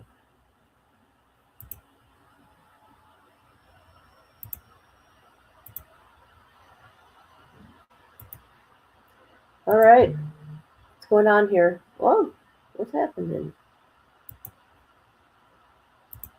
Where is he? I don't know what happened at the Culvers. I did really analyze that to a T. So if you guys want to fill us in on the Culvers guy, the sheet, the detainment. But we went back there last night either, and there wasn't like a crazy crowd. It was all gone. When we went to Culvers, there was nothing left. There was no car, no nothing. But it was weird because the feds had like sheet up as if there's like a body.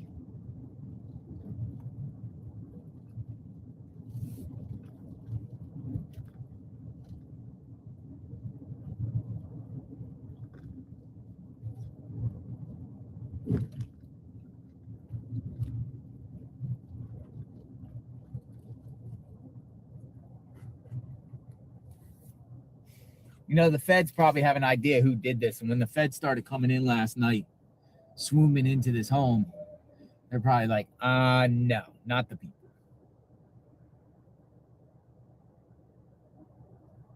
But we got to do our due diligence anyway. Nah, not them.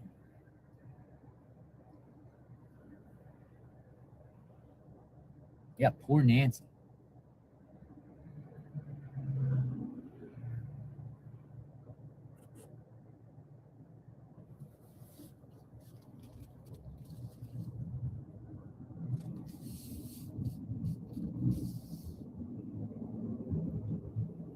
Poor Nancy, right?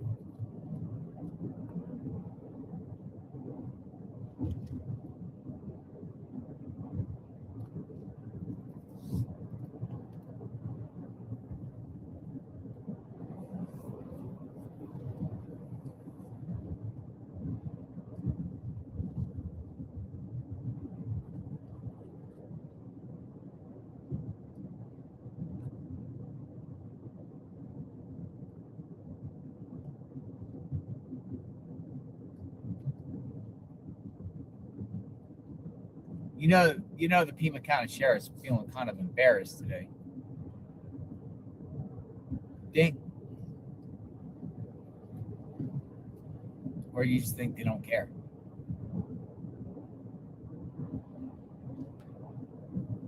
I'm talking about the sheriff.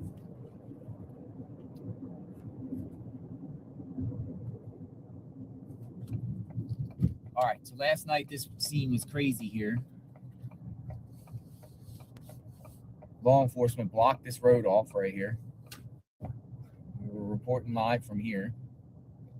There's a media circus out here.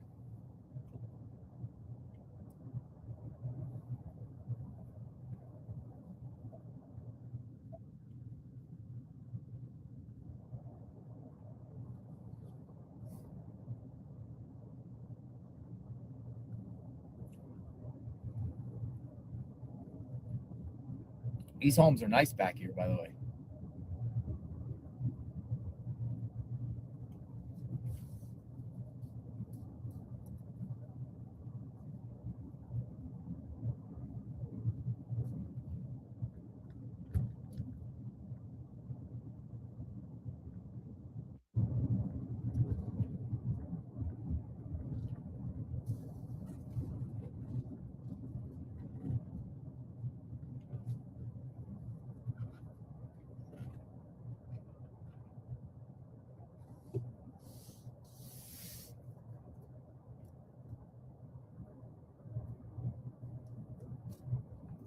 Media. What the heck happened here?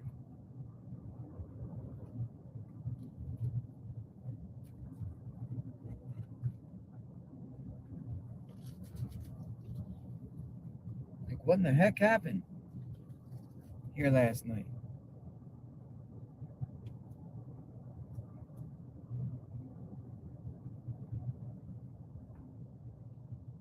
One journalist out here. Two journalists. Guy's house is on the right. Coming up here.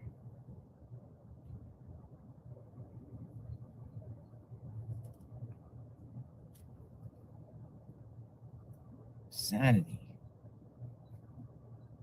Maybe they're waiting for the people to come home once they get released.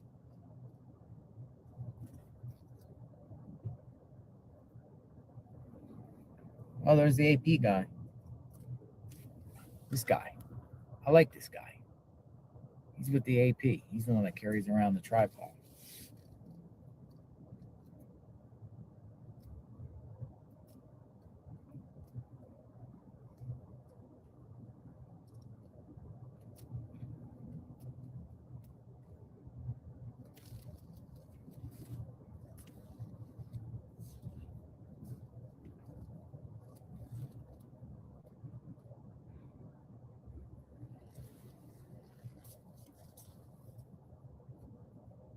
All right, I found another channel. Hold on. Called, let's check them out. The Lounge. Right here. Uh-oh. 6280.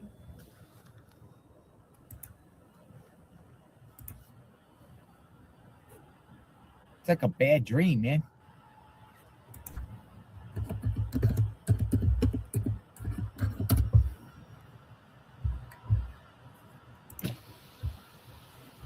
Hello. Do the neighbors have anything to say? Nothing. Did you see any of them?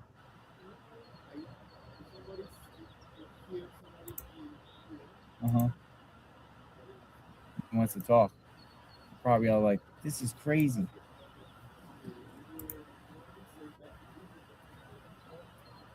Yeah. I'm looking for something, guys. Yeah, it's crazy, man. You take care. Thank you.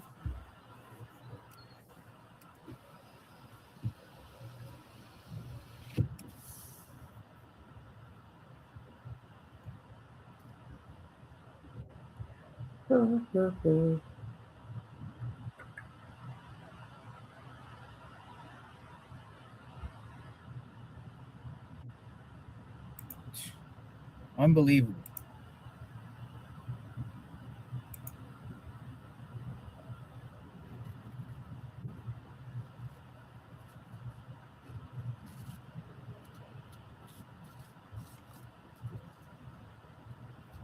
All right, I'm not going to watch that channel.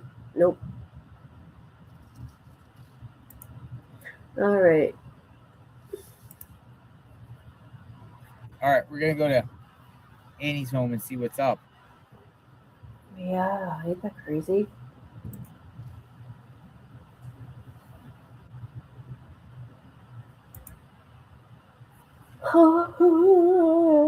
Sorry, I'm yawning. Whew.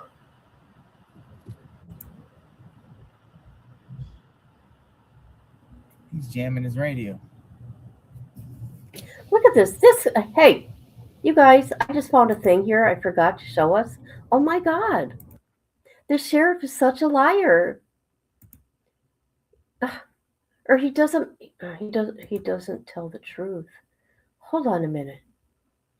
Remember that other interview he did?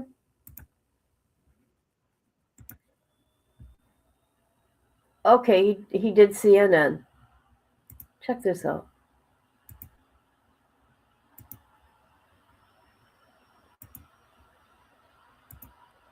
This guy's been everywhere. This was yesterday. Just broadly, like, who is in charge of this investigation right now? Look, we are. We means we, the Pima County Sheriff's Department, along with our partners, the FBI. There's no, the egos have been put aside a long time ago. Our whole goal in this is not about the sheriff or being elected, or it is focused on finding Nancy. That's all this is. This other Oh, he finally says her name. distraction, white noise, whatever you want to call it, I don't even know where it comes from. But, and you're right, there's a reason I wasn't talking to you all, and I don't mean just your, all these teams. The reason we're not talking to me, I said that at our last press conference. We have a lot of work to do. But when somebody comes out, in my opinion, somewhat irresponsible, and makes stories up that are just wild, has no basis for it, that put a division between those teams that are working hard 24/7, got over 400 cops out here working every minute of the day. We said at the last briefing with you all, the FBI and the Pima County Sheriff's Department are joined at the hips. We have done this for not years, decades. We look at that relationship as very vital, not just to each agency, but to our community. See, when this is all gone, when you guys are gone, we're still here. The Pima County Sheriff's Department will be here. The FBI will be here. Those relationships matter to us. So that's the only reason I came out was, guys, we're doing everything we can, humanly possible. I think it's over 30-some thousand leads now. We're grateful for that. That's what you guys did for us. And we're grateful, and we continue doing it. We continue asking for that, because when those leads dry up, where are we at, right? We want to find Nancy. This story of the FBI being blocked, the sheriff blocked him, why would I do that? Why would people are offering me help for free? The FBI, local law enforcement here, the state, all over the place, corporate America, Google, my own lab, which starts this. We have a lab here that we've worked with for, I don't know, 30, 40 years. I don't know, when they started 30, 40 years ago, they may have had an office somewhere in Arizona. Now I guess they're in Florida. But that doesn't matter. That's a process. They go through a bid, they compete for it, they get it. This lab is a good lab. They've solved a lot of cases for us. But it never was about that, because the FBI, they have a good lab, solved a lot of cases for us. That wasn't the issue. The issue was simply this. And this is what happens every day here. We went out to the scene, day one. We're there till, I don't know, all day Sunday, Monday, into the middle of the hours. Probably I was there till about maybe midnight, 1 o'clock. My team processed that scene. I thought he wasn't there. 8 or 9 o'clock. He said he was there. What is the truth here? He just said he was at the crime scene. But it's reported he didn't even go there. What's the real story here? That morning, they came in, gave a quick briefing. Here's what we got. We have all this digital stuff. We're giving it to the FBI. The story that, well, the FBI wasn't plugged in right away. They were plugged in right away that morning. We knew what their capabilities were. Why? Because we've always worked with them. We have people assigned way before this case. We've had people assigned to work at their office, at their building. And that's been for years. And it's because we have a good working relationship. So I can't allow somebody to come in and say things that will divide us. That's just something I can't, I'm going to stop. We are going to work this case as a team with our partners. There is no egos. Nobody's the lead. It is find Nancy. And so in this case, I think it was, some evidence was, we processed our scene, right? And we submitted our evidence. Our evidence was basically the biological, the fingerprints, anything for DNA, that type of stuff. The other evidence, the hard evidence that we look at as data, digital evidence, maybe it's a cell phone, maybe it's a computer, We gave that to the FBI. We know their resources. We That know their happened from the doubts. beginning? Right? That morning, that very morning. I mean, it's a Sunday night, Sunday morning, they're working it all the way through Monday morning. So that's good. They're good. Now we're just sitting back waiting. If you recall, I think it was Monday all day, I started getting calls from the media to talk to me. I figured I'd handle it like my local media. But I quickly realized that everybody was calling. There's my PIOs now have 400 email addresses in their systems from all this national attention. That's good. It's not a bad thing. But it makes it challenging for me to speak to you like I do my local media, where I can take time and talk to them. It's just too much. So I went from Monday morning, probably 8, 9 o'clock, all the way to 8, 9 o'clock that night and said, okay, this isn't going to work well. I need to find another way. So Tuesday, we scheduled the first press conference. Had very little briefing. We didn't have anything other than we have a scene. We process the scene. We're distributing our evidence to different places, FBI, crime lab. And now we wait. So the questions came in. I'm a little guarded. There's no doubt. I'm not going to give up information that, one, I don't know yet. And two, I've got to learn more about our case from our team. But we hold the second one. 2 days later, Thursday, you all are briefed. We give you the timeline of that. And if you pay attention, because some of these reports are out there that I just don't understand, on day one, the first day, you all were briefed. Who was standing next to me? The SAC, the FBI agent. Okay, I can't stand this guy. It's been 9 days since the last presser. Okay, let's see what's going on here.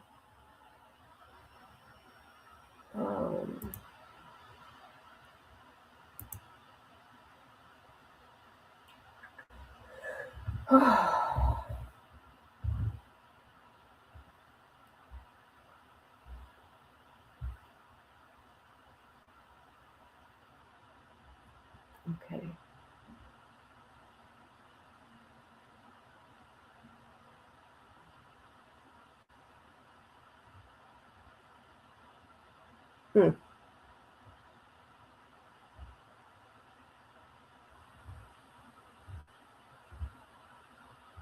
I don't even know what to say anymore.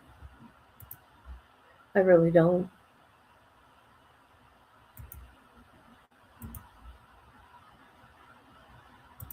Let's see what's going on with Jonathan. Still driving around. What's this?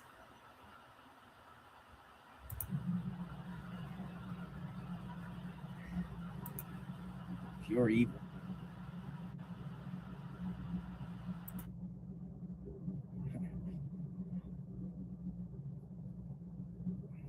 Yo, if the police did hypothetically release something and said we're looking for an older model orange car, people would go nuts over this. Right? Pure evil.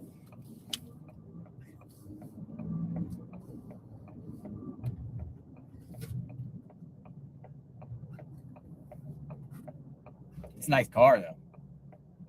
It's a nice car. SS. Pure evil, Arizona.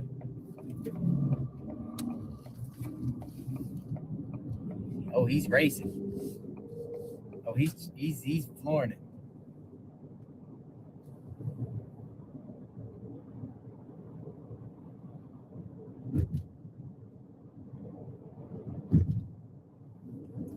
All right. What's next?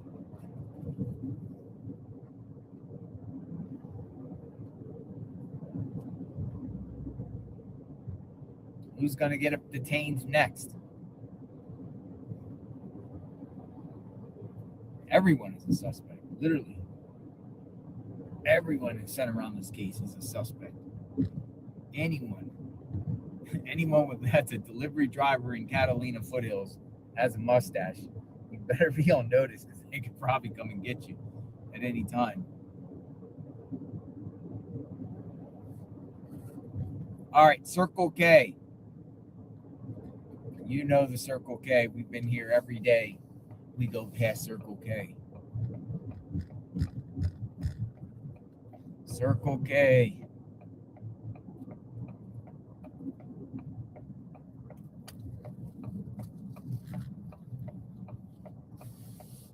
I wonder how old the woman was that they scooped out of her home last night.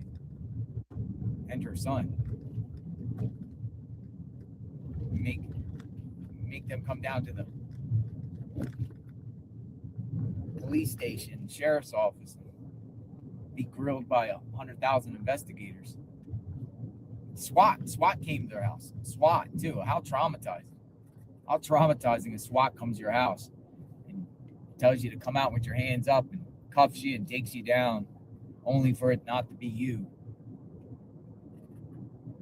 I would think that's a lawsuit. Any lawyers in the chat?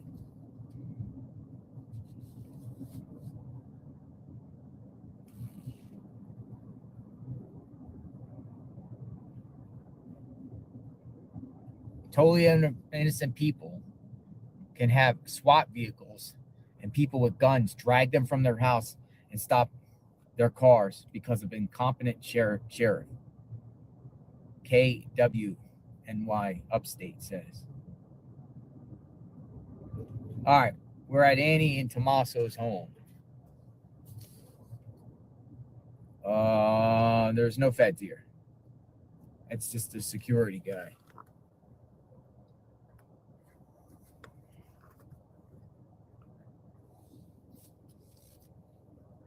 Quiet out here.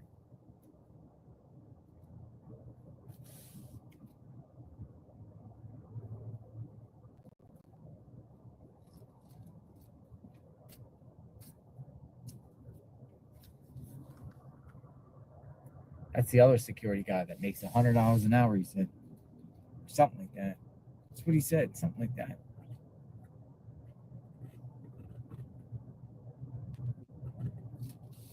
Somebody asked, what's going on? What is going on? We're back to square one, ladies and gentlemen.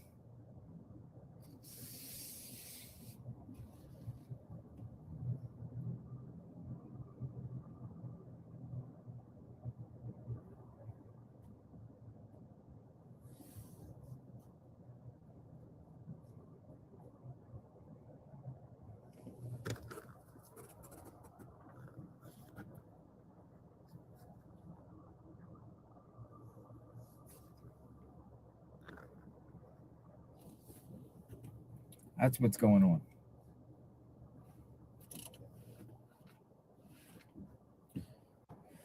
My goodness. All right, so let's see what's brewing this morning. I thought they would be talking about these suspects. Hello, Joe.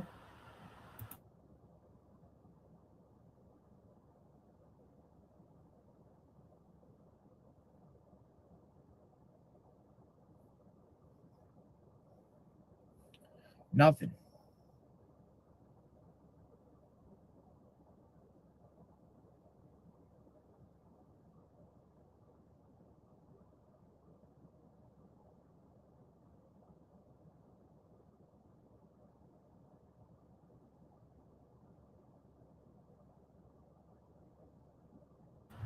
Where's he at now? Because I stepped away for a minute. All right. So News for Tucson that was talking about the man shooting himself in the head. They deleted the article. That's what happened to the interesting. man with the self-inflicted gunshot wound? They deleted the article. It's in this article right here. Gone. It's gone.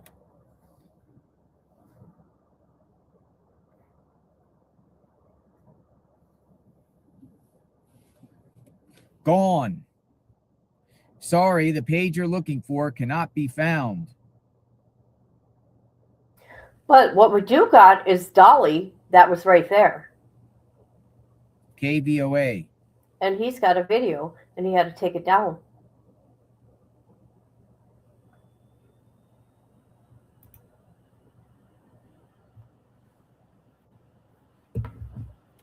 Let me go look. Hold on, people. I'm going to keep it here for a minute.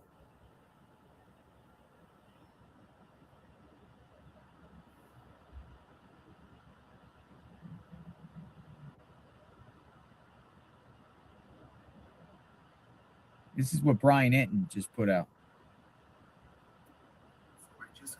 Hey guys, so I just got an update from the Pima County Sheriff, Chris Nanos.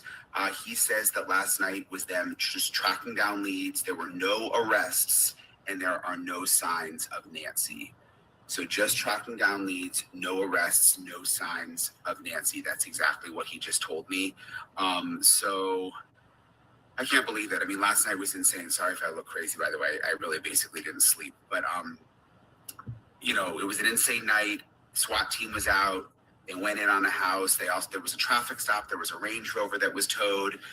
At one point, there were 3 people who were detained. My sources were telling me the investigation went on all night long. And apparently, as of right now, no arrests, no signs of Nancy. I will say this. If they are looking at DNA from anyone who they were talking to, that may take a little time. So we're going to have to wait and see on that front. But officially from the sheriff's office, just tracking down leads, no arrests, no signs of Nancy. And that's where we stand right now as of Saturday morning. What a bunch of craziness, folks. And the house where it happened, no crime scene tape, no police there, nothing.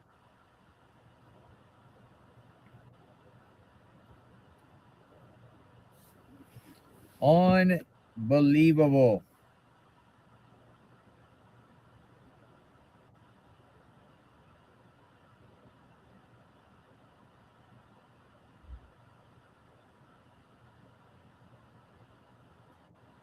Update on the case.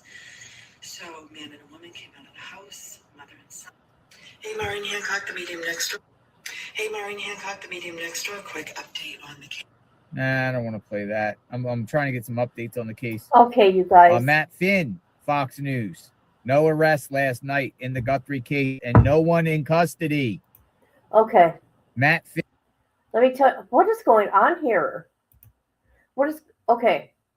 So I'm looking, right? And the sheriff's not confirming it or whatever.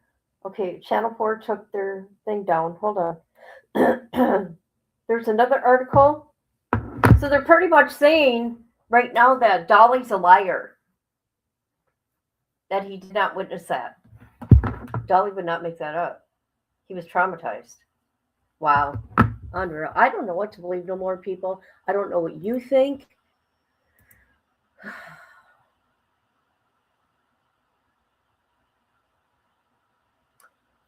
Oh, scary. Good morning. Yeah, nothing's going on here. Like, what in the heck? Or they had something.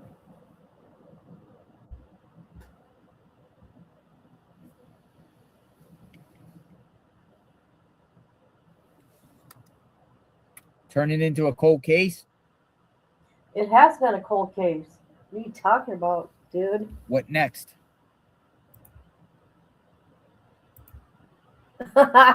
Never. Never, ever. Fulvers. And that sheriff runs that county? Oh, my God. I guess we'll drive back over to Nancy's. Do you know how much power a sheriff has? It's sick. He has breaking details on last. This is a Fox News alert. Matt Finn is on the ground in Tucson. He has breaking details on last night's police operation. Matt.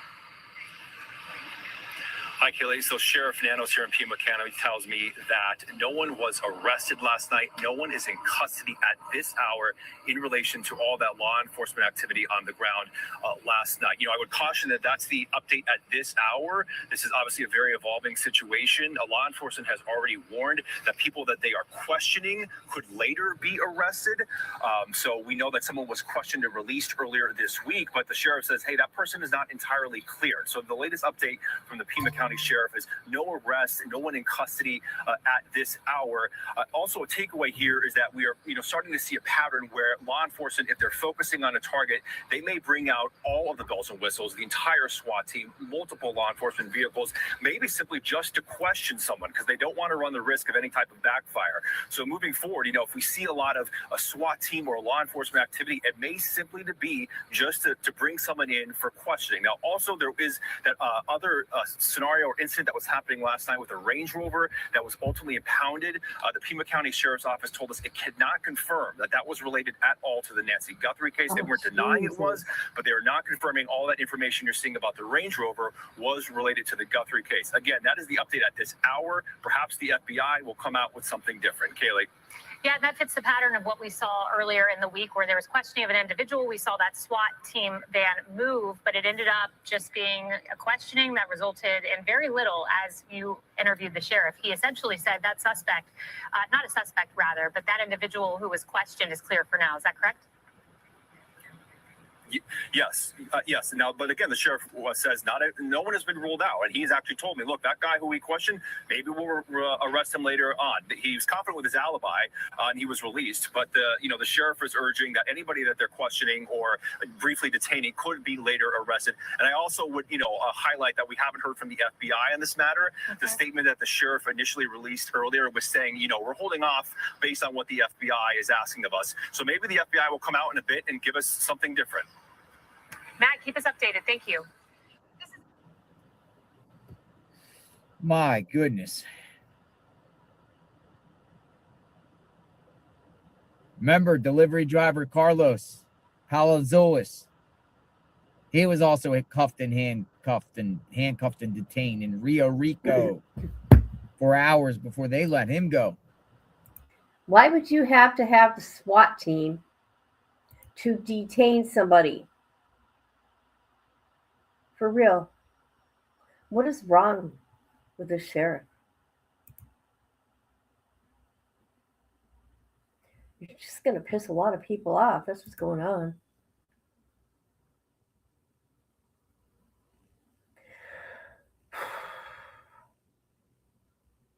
Yeah, call me tomorrow.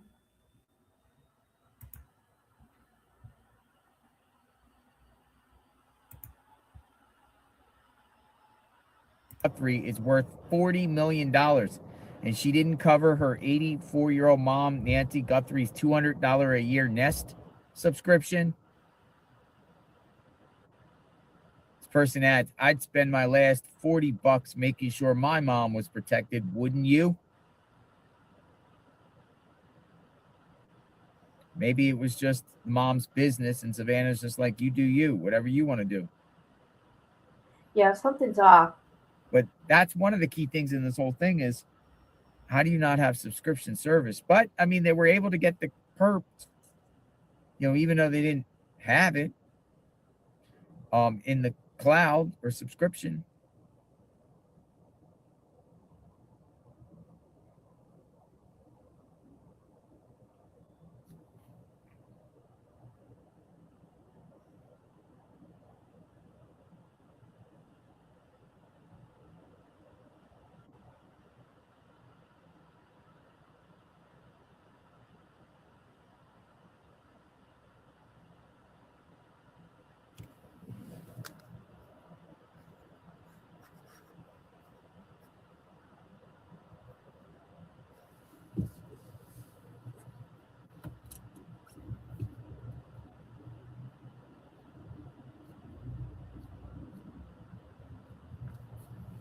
I'm just going to position myself here. This is outside Annie Tomaso's home.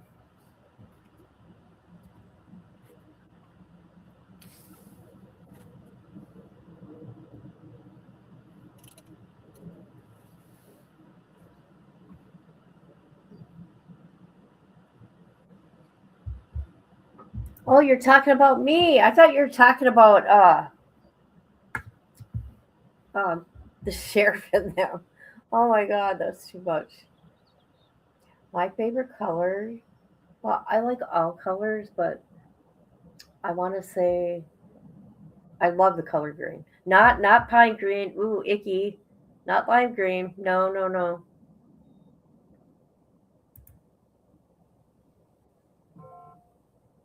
Right. I'm Okay, going over fine. to Nancy's in a second. I'm just scouring things. Do you I guys smell lawsuits. Yes. I smell a lawsuit.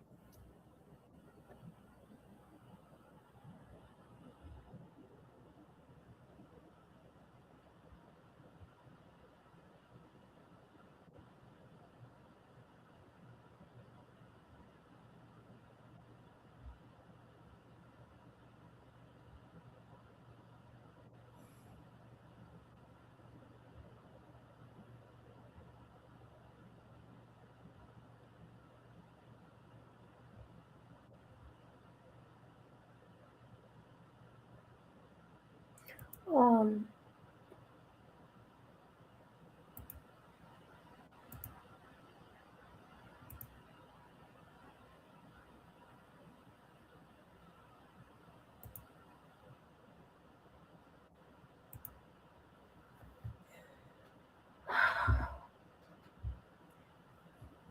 do you guys want to continue watching any of this or not?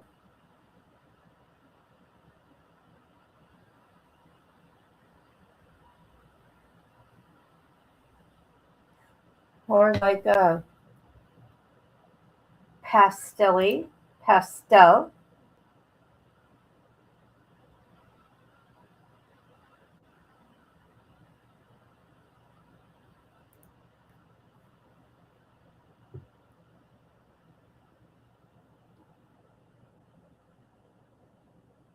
See that green that's on my screen? I love that green. At the moment.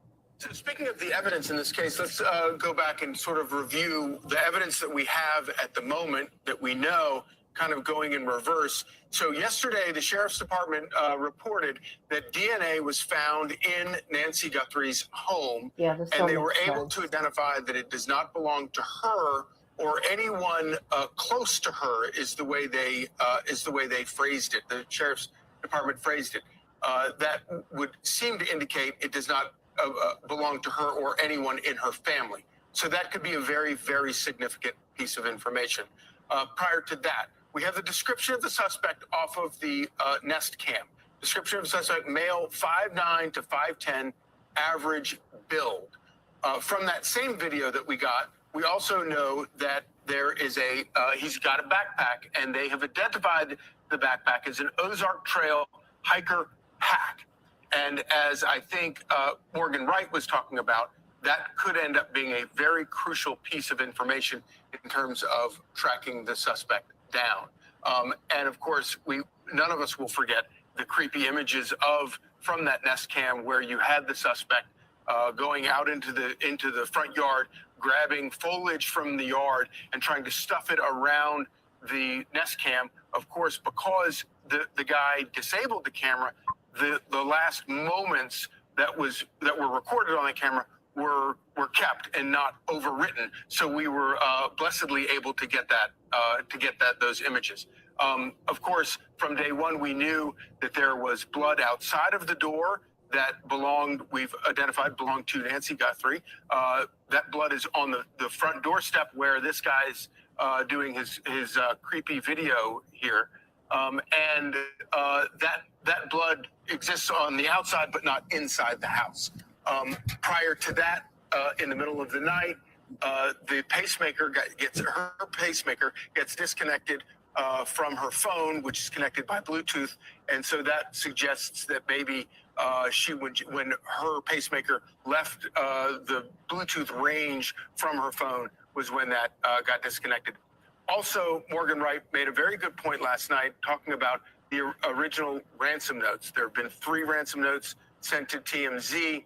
A lot of questions about that, and probably a lot of caution needs to be considered because, of course, we don't know whether or not there's been no proof of life. We don't necessarily know that the ransom notes have been sent by somebody who actually is involved or just trying to take advantage in a very gruesome way. Let's bring in Cheryl McCollum, forensic expert and crime scene investigator. Thank you for joining us this morning, Cheryl. So we've had a lot of developments overnight. What can you tell us, big picture, about those developments overnight? I like what I'm seeing. The first thing that's very encouraging to me is you're seeing the sheriff. Okay, what I'm going to do, and I'll put it in here. I am paying attention. I'm going to cook me something to eat. Okay, so I'll write this in chat. I'm cooking.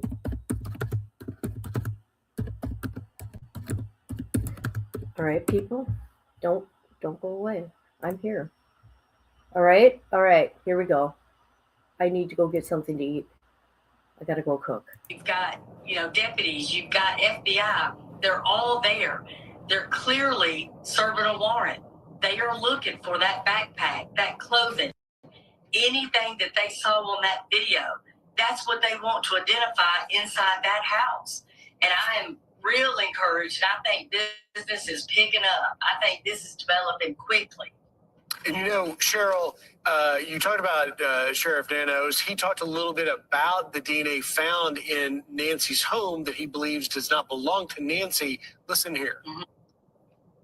Do you believe you found the DNA of the perpetrator inside the house? Do you believe that at this point? What I believe is, what I know is, we found DNA. And that was not Nancy Guthrie's DNA. That was not Nancy Guthrie's DNA. So we'll still work with that, and we're working with our lab on that. And Cheryl, that's certainly a significant development to actually find some DNA not belonging to Nancy inside the home, where we believe, based on the timeline law enforcement given us, was about 41 minutes from 1:47 a.m. and 2:28 a.m. Someone was in that house. Maybe this is a key. And you saw from Charlie's great wall walk there, laying out the pieces of evidence and clues that we have so far to include this DNA. My question to you, because you seem pretty upbeat that we're headed towards a major break. And we just had James Galliano detailing that to get these warrants, you needed a specific direction of what you were trying to get. If indeed that leads to DNA, forensic DNA evidence to add to what was found in the home, is that the big break we're waiting for? It's going to be massive. In other words, if you can connect something found at Nancy Guthrie's home to this home they just went into, to a single individual, there's your money tree. Those are dots you have now connected conclusively. Nobody's going to deny DNA. We all understand that. So what they're doing, again, you see this precision. You see them walking very slowly through this thing to say, okay, we have a suspect at her front door. We also have Nancy's blood at that front door on the outside. So that means this perpetrator was moving her from the inside to the outside. We have a blood system of evidence that stops at a point. So we know at some point she didn't just quit bleeding because she's on blood thinner. So she's most likely put into a vehicle. If we have any of her DNA in the trunk of that Range Rover, if we have hair, if we have, again, that backpack, they did the right thing by holding up those tarps. And if you watch what they did when they closed the door and the trunk, they put evidence tape on those seals and they dated them and put their signature. That vehicle to them is a crime scene. They did the right thing by loading that up on that flatbed, getting it to another location to process it properly. I'm talking about one hair off somebody's head. So you don't want to try to do anything there at that scene. You want to take it to a location where you have something that you can take step by step by step, process it properly, bag and tag everything. So you've got some very sharp observations about that search. Why are they holding up the tarp, trying to conceal it from view from the cameras? Well, let's just say the obvious thing. They either have a container or they have a body. They have something that is their main focus. But y'all, we have children and grandchildren watching this from the Guthrie family. You want to respect not just the family, but you want to maintain the integrity of your scene. This isn't for TV. This isn't for everybody yet. They may not know what they have. If they have a container that may contain more evidence, this is all probative. You want this information. You want these items, but you want to maintain the decorum of what you're doing while you're systematically protecting that family. Cheryl, you are an experienced crime scene investigator. We love having people with your experience on, not just because you identified the facts, but because that experience gives you a gut instinct about what may have happened. I know you don't know definitively anything. None of us do. But based on your experience and based on your gut instinct, what do you think is the motivation here? Well, I don't think it's money because they failed spectacularly. She wasn't ransomed the first day, the second day, the third day they sent it to TMZ. They give them 2 separate deadlines to get the money. Savannah Guthrie says on Saturday, we will pay. Well, her mama isn't released Sunday, and then Monday comes and goes in the second deadline. That leaves, for me, revenge. So I don't know what their motivation would be. It's in their head of whatever they deemed revengeful. But to me, that's what we're left with. That is fascinating. Truly. Cheryl, thank you so much for that insight. Yes, indeed. Thank You know what I want to do? We should go to Walmart and see if we can find the Ozark backpack. Ozark backpack. Ozark Trail Hiker backpack. You want to go to Walmart? Just go to Walmart. I don't know. Something to see. You guys want to go on Walmart live, YouTube live, Walmart? We're like, nope, yeah, no, yeah, for what? No. We're like, nah, probably sold out. We could go buy. How much are those backpacks? Because I'm looking here. Ozark backpack on Walmart. It's like $10. I could go down there and buy one. $10.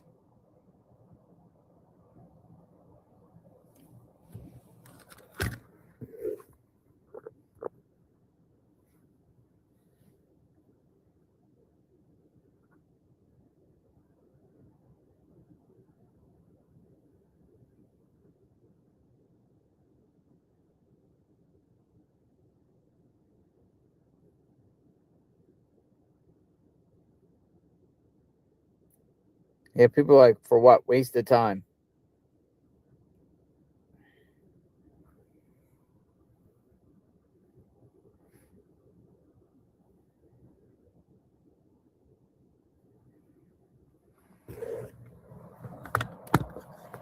Crazy. All right, I'm going over to Nancy's in very shortly. Going back to Nancy's.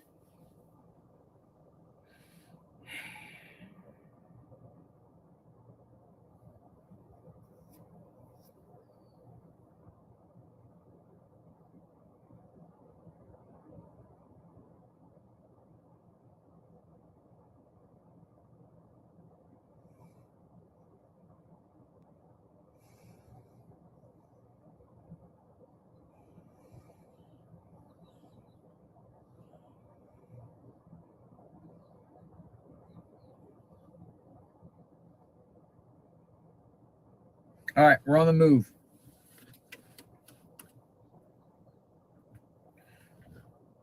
We're on a mission. We're on a mission.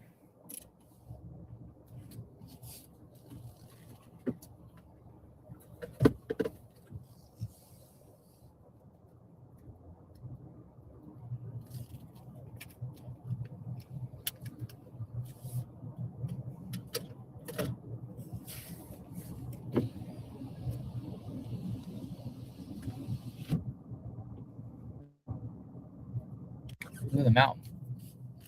That's pretty cool. Mount Lemon. Back there. It's not Mount Lemon, but pretty cool back there.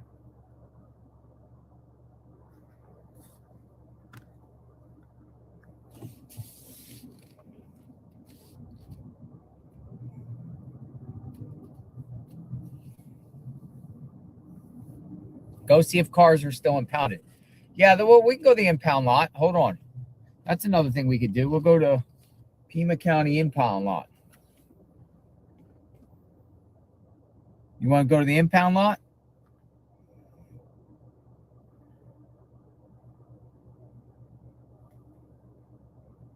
Pima County Sheriff's impound lot. We didn't go there yet. What are we actually looking for? Which vehicle are we looking for?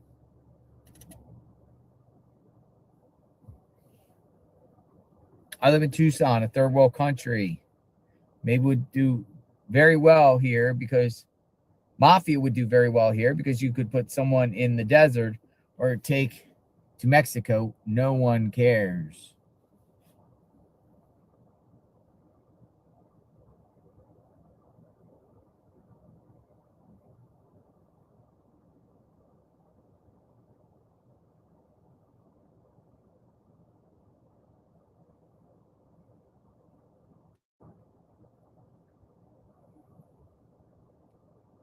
Impound lot. Head toward Northern Hills Drive. Let's go look. Let's go to the County Sheriff's Department impound yard may be closed today.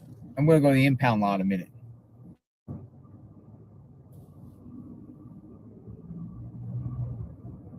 Turn right to stay on West Ternero Street.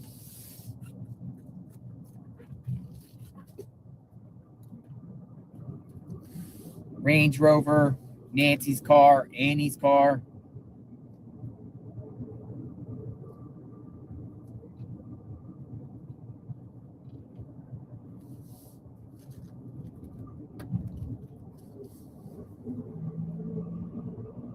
Not going to be able to see it? Why not? Let me see something a minute. Because I went to the FBI one, and I went to another sheriff where they put vehicles, but let me just make sure. Hold on.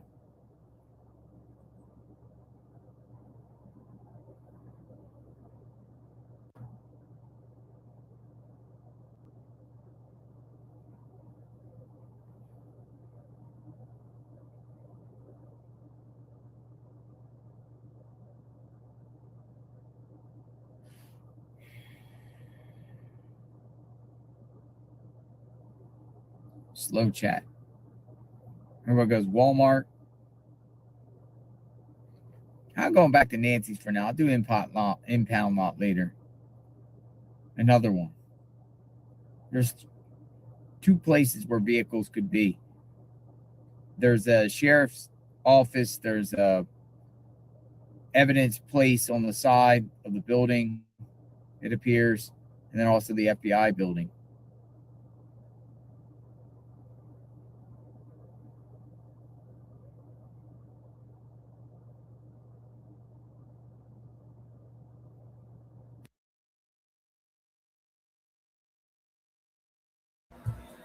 Hi guys, I am back and forth.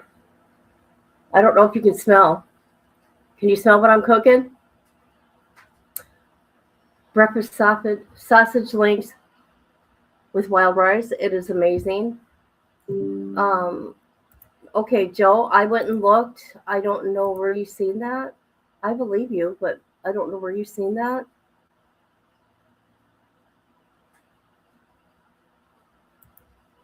The glove was not Nancy's. I went to Fox on X and Facebook.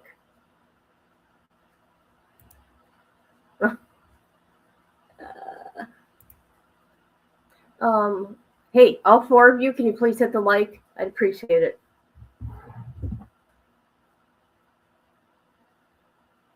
Jonathan seems really bummed out. However, this case is cold, in my opinion, right now. I could be wrong. I could be wrong.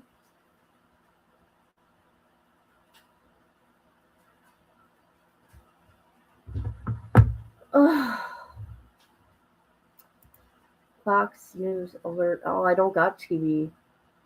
Hold on a minute. Let me go. Hold on. I'm not saying I don't believe you.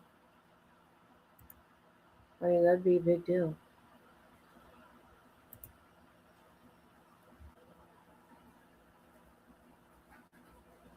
All right.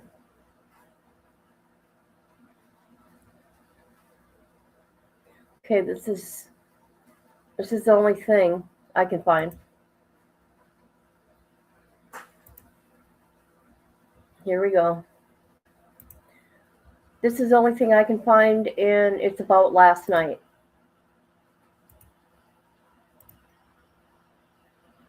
TMZ's talking now? All right, hold on.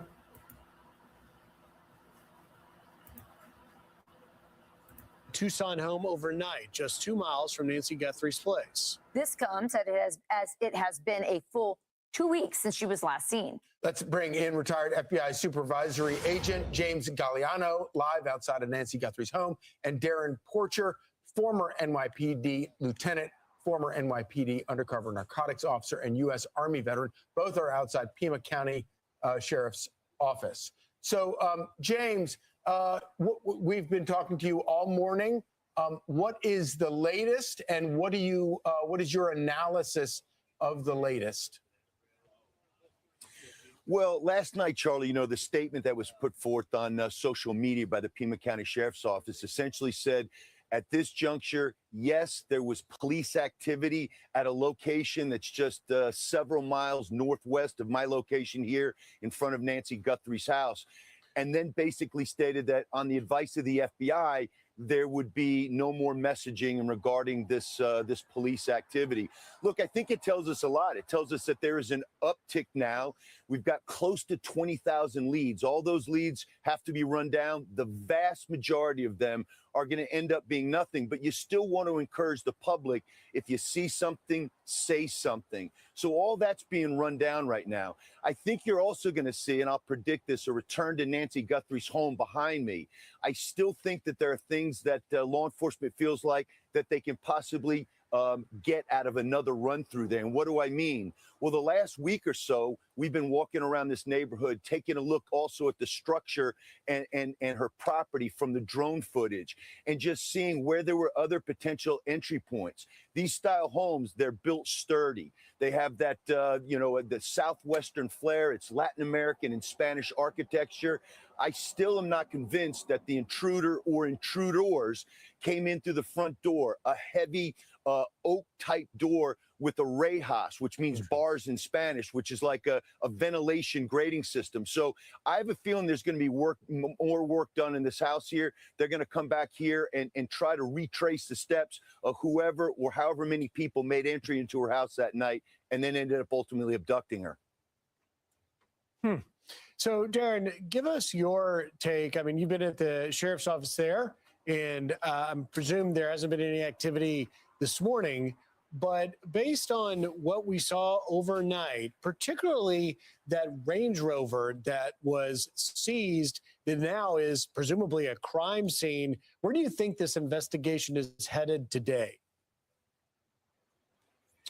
Well, speaking from a position of conjecture, we really don't know everything based on what's been introduced to the public. But when we look at it from the geography, that house where Nancy was living, or where Nancy lives, is 2 miles away. And it takes you roughly 8 minutes to drive from that house where the warrant was executed on to Nancy's house. Then when we look to the Range Rover, could this be a possible vehicle that was used as it relates to going to the location and extracting either both Nancy and the abductor? That's a possibility. One of the things that the investigators are going to do is they're going to look to the geofencing at the location to connect the cell towers to the individuals in question that were possibly taken into custody to see if they were in fact at the location and were they communicating. I think this is all speculation, but at the same token, it makes a lot of sense. It's somewhat relevant. James, you said earlier in a segment that you agreed with some of the other investigators that I asked this question to, that this was a home invasion gone wrong. It certainly would look like that when you saw that creepy video of the masked guy outside the home. He looks like a home invader, and yet why would a home invader take a body out of the house? Even if it goes wrong and Nancy Guthrie gets injured and you know, this isn't the way you expected it to go. Why remove the body? Why not just get out? Yeah, Rachel, it does. I notice a lot of people in my business are looking at this now from the perspective of the ransom note or notes quite possibly not having any type of nexus to the actual abduction. Yeah, that's not a standard tactic for somebody that's going to be involved in a home invasion. Why are you conducting a home invasion? You want to go in and you want to rob a family, and you're going to do it with violence. You're going to come in, you're going to storm the place, you're going to take things, and then you're going to leave. But again, going back to the motivations, for profit, right? Or was it for revenge? Right. Now, Mrs. Guthrie is an 84-year-old woman, not the typical type of target we would see. She's not necessarily a high net worth person or target where the extortion was going to be based on money alone. So could it just been a situation where the house was cased and it was an opportunity to rob an old lady? Possibly. If you look at the terrain behind me, you know, Dr. Porcher and I were cops and agents in New York City for, you know, over 2 decades each. This is the exact opposite of that. The topography here is arduous. It's rolling, undulating hills with creosote bushes and agave plants and cacti. And during the day right now, you look at it and you say, wow, you can see the house directly behind me.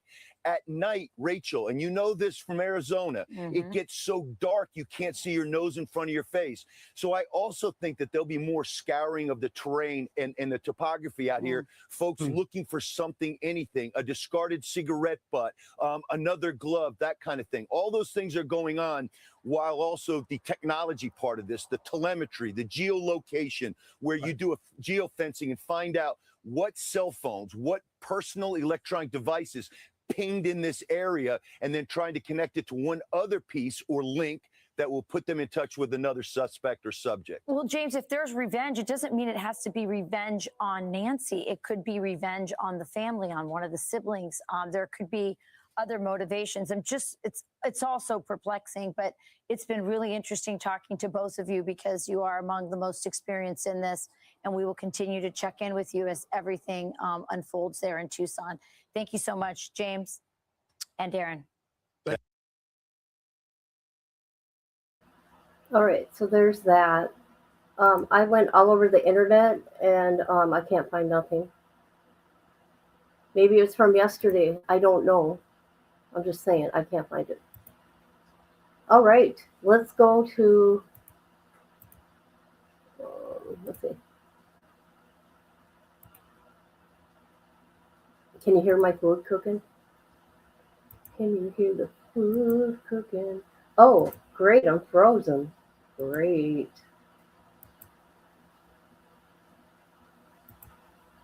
It says it's live, really? Weird.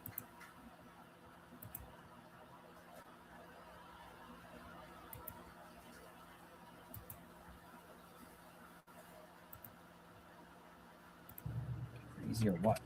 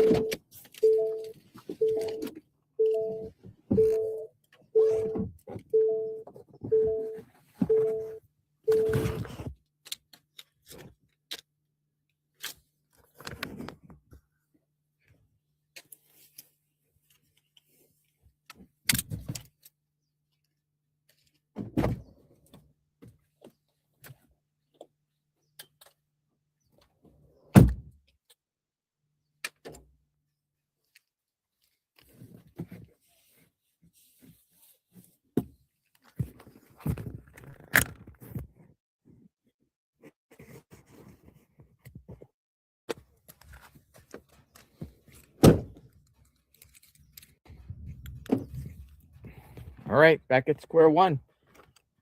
I don't know if today's going to be an active day or not. Every day brings something different to the table.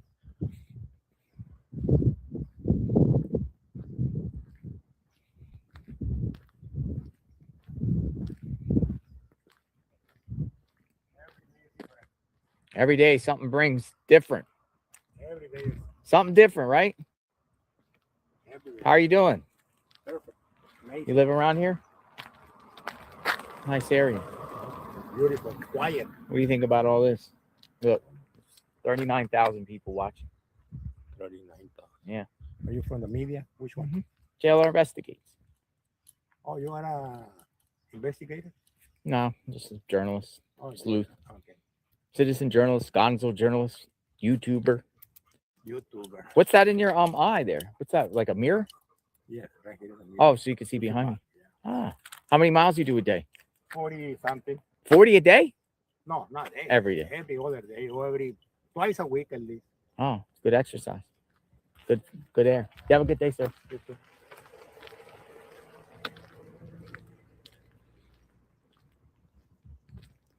I like biking when I get the time. Every day is different. It's a lot of bullshit, buddy. Why? And the YouTubers or whatever it is, a lot of bullshit. You know what I mean? Yeah. From 10, 1 is good, and 9 is garbage, right? Why? You have a good day. Bye-bye.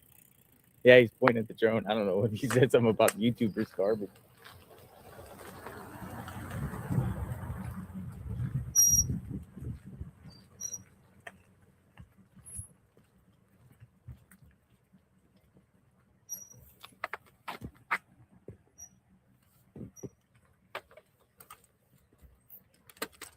The Tour de France.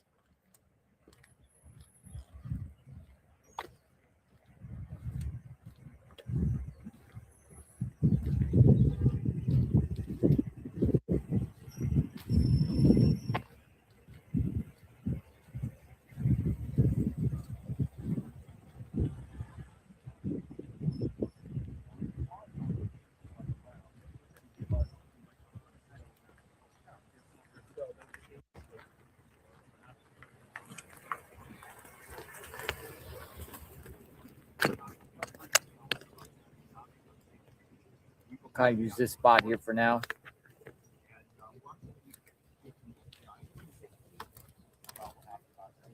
Morning. Morning.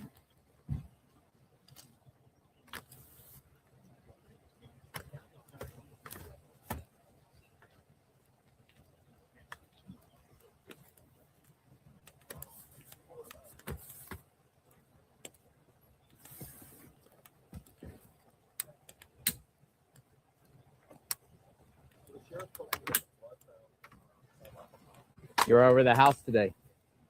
Saw you over the house today. See the people come back? They didn't come back. It's really quiet.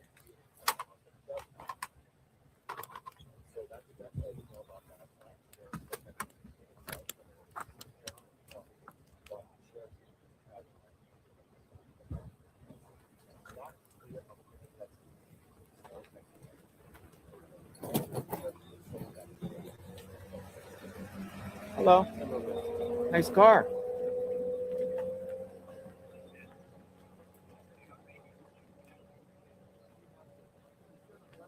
We got Teslas and Corvettes.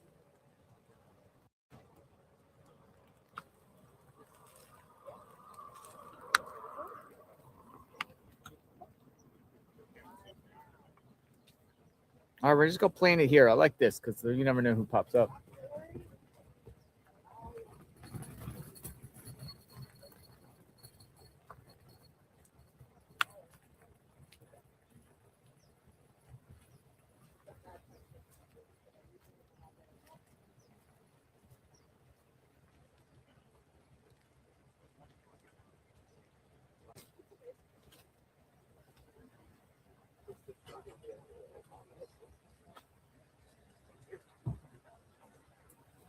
One more. Yeah. Okay.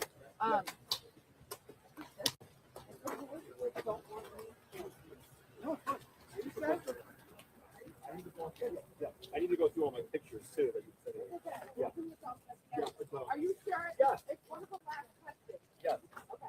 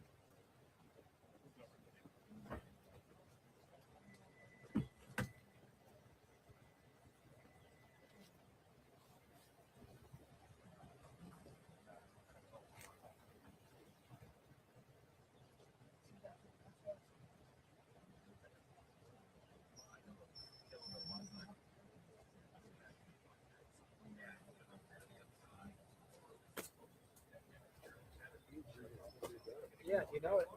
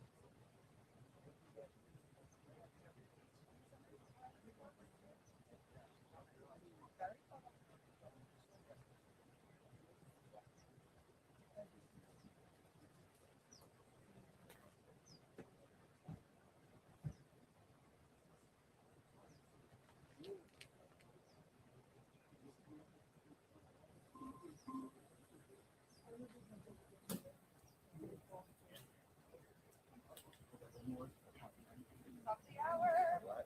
And then the 2 o'clock is taped. I didn't know that. But we are on standby. So great.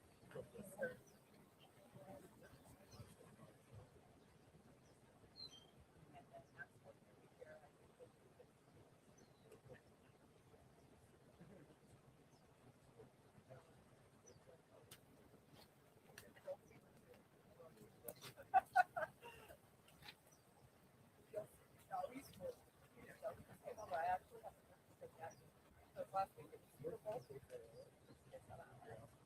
Started with weather, so I started with weather.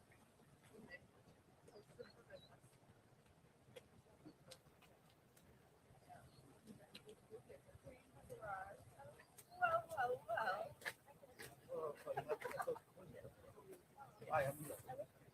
Cheers.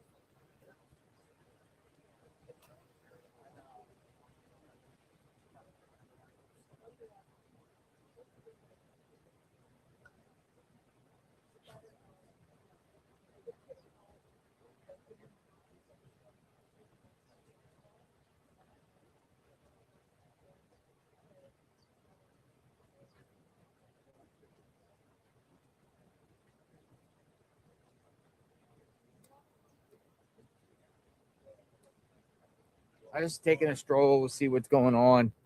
Folks, come on in. JLR investigates.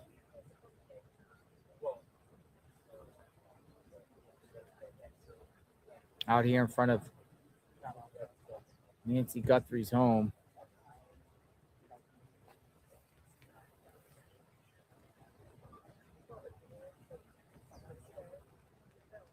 Sheriff came to the road.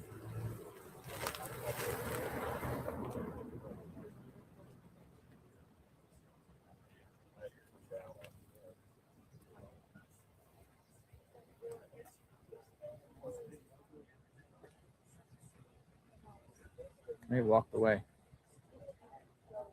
There's not much activity here today, so I'm kind of just gonna plant the camera here and kind of enjoy the beautiful weather and see what happens. As new news reports or new things circulate, whatever like that, we'll share in the chat. We're just kind of like on standby, see what happens today on a Saturday. Where is Nancy? It's what, day 14? Day 14 now? 14? Saturday. Yeah, 14. It's like day 14. Day 14. 2 weeks. 2 weeks they've detained a total of 4 people.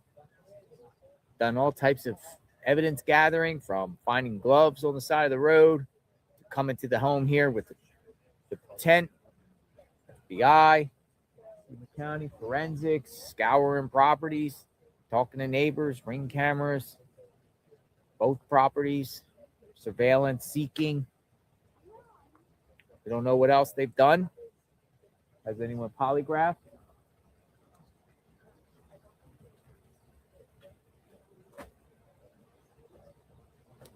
You know, for instance, yesterday, with the search yesterday at whoever's home there 2 miles away, they got a search warrant.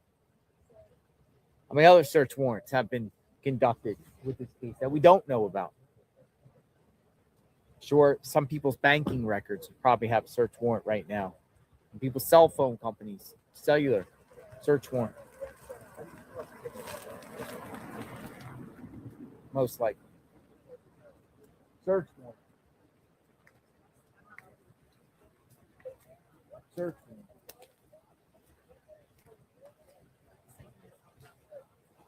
What do we need to do?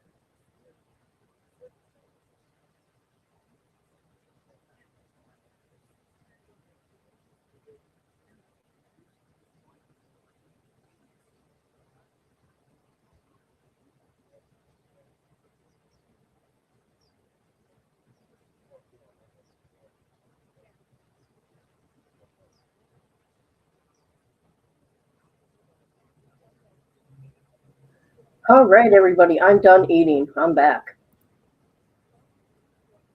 Jonathan seems to be a little, I don't, what's the word? Disappointed? Not disappointed. Bummed out. I don't know. Hold on a minute. All right. According to Jim. Okay. Let me see how Dolly's doing, because Dolly is the one that watched that man pew pew deleted themselves.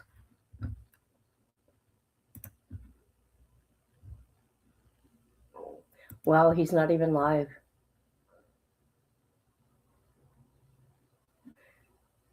He took down his videos of that.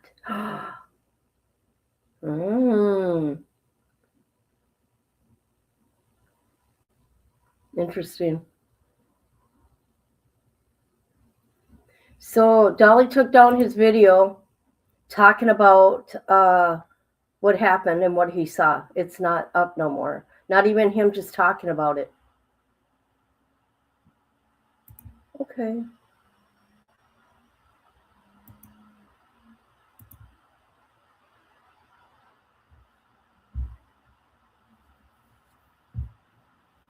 I don't know why they're taking it. I don't know why they're taking it down. I mean, Fox, or not Fox 4, Channel 4 in Tucson took their article down too about it.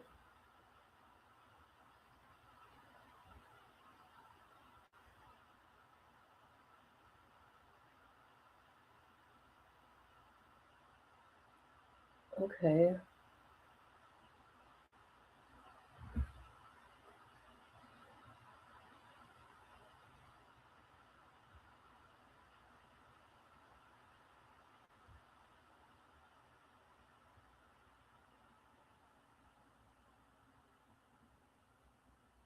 Why would the sheriff say that? Hold on, you guys. I'll show you what I'm looking at. I'm on the Facebook group. This is what we got.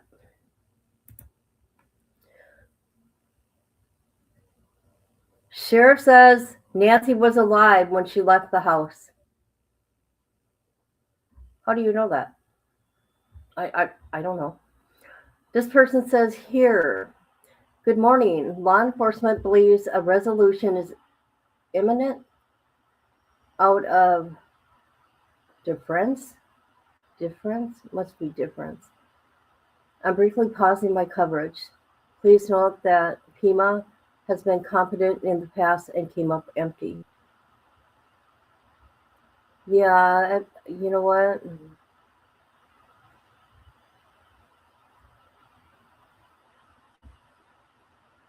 There's nothing going on here. Nothing going on.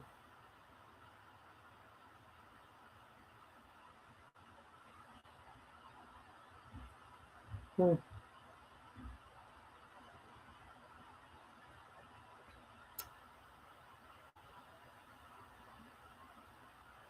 You guys, nothing.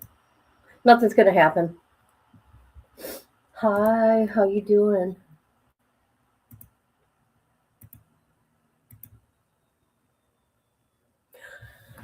Who knows? Who knows?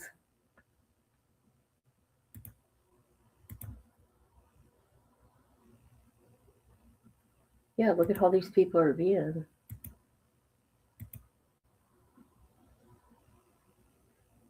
And Dolly's not even live. I hope Dolly's okay. I mean, he took down his video of what happened. I mean, him just even talking about it. That's weird.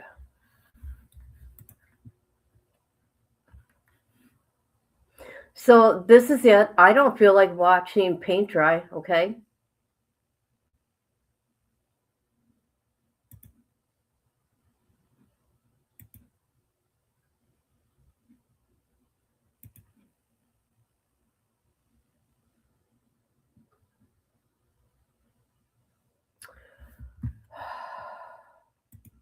I doubt it. I don't. Nope. Listen to me. Nope. I feel it's a cold case. I do. It's cold. You're not detaining. You're just detaining these people, not arresting anybody. Come on, no.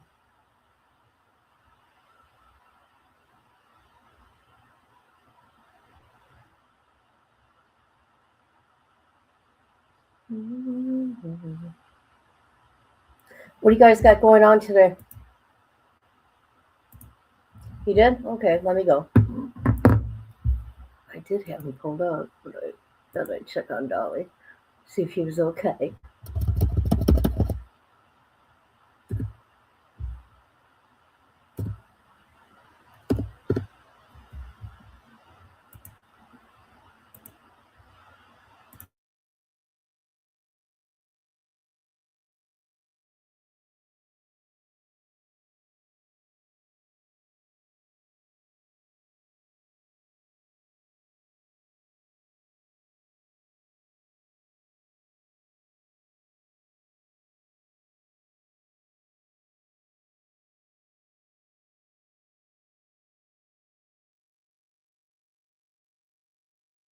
Hey guys, so I just got an update from the Pima County Sheriff, Chris Nanos. He says that last night was them just tracking down leads. There were no arrests and there are no signs of Nancy. So just tracking down leads, no arrests, no signs of Nancy. That's exactly what he just told me. So I can't believe it. I mean, last night was insane. Sorry if I look crazy, by the way. I really basically didn't sleep. But it was an insane night. SWAT team was out. They went in on a house. There was a traffic stop. There was a Range Rover that was towed. At one point, there were 3 people who were detained. My sources were telling me the investigation went on all night long, and apparently, as of right now, no arrests, no signs of Nancy. I will say this: if they are looking at DNA from anyone who they were talking to, that may take a little time. So we're going to have to wait and see on that front. But officially from the sheriff's office, just tracking down leads, no arrests, no signs of Nancy. And that's where we stand right now as of Saturday morning. Hey guys, so I just got an update from.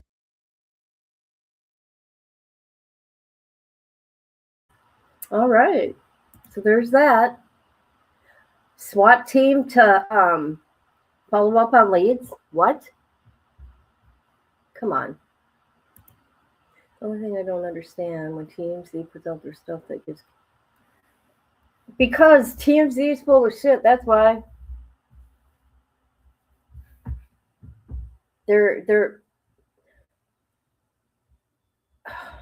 in my opinion, The ransom is fake. It's a person like that Derek guy, and yeah.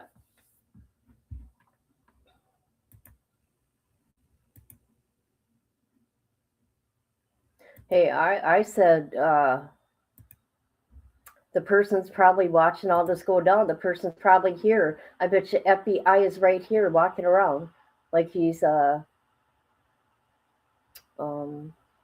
spectator.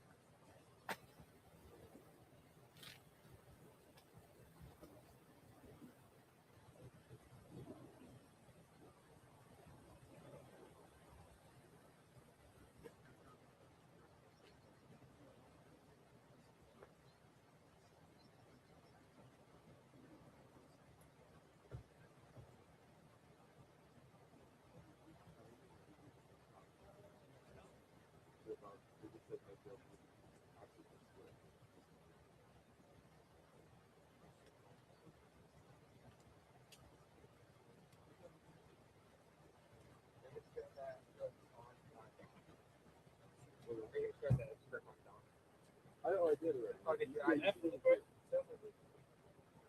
Oh, we could go. Please share it. Share it.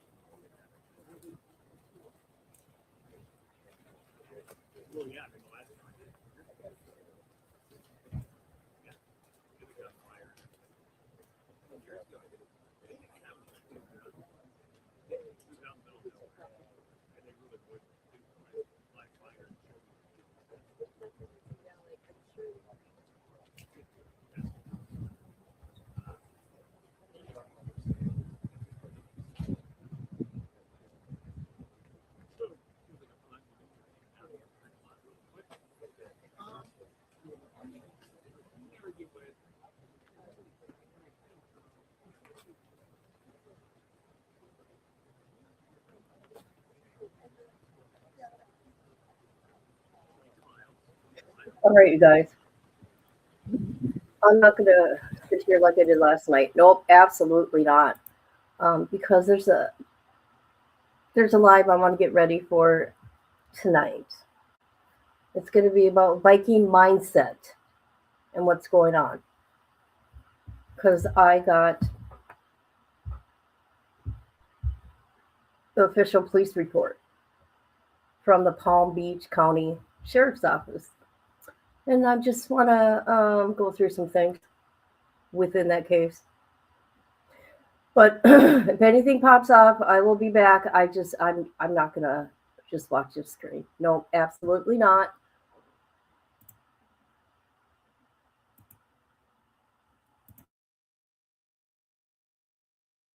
Sorry, I put everything out there new that I did see, okay?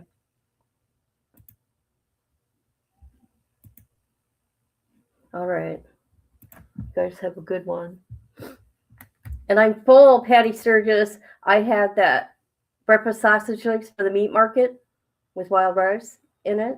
Oh, God, it's so good. And eggs. All right, everybody. Thank you for being here. And watch out for my notification for Viking Mindset.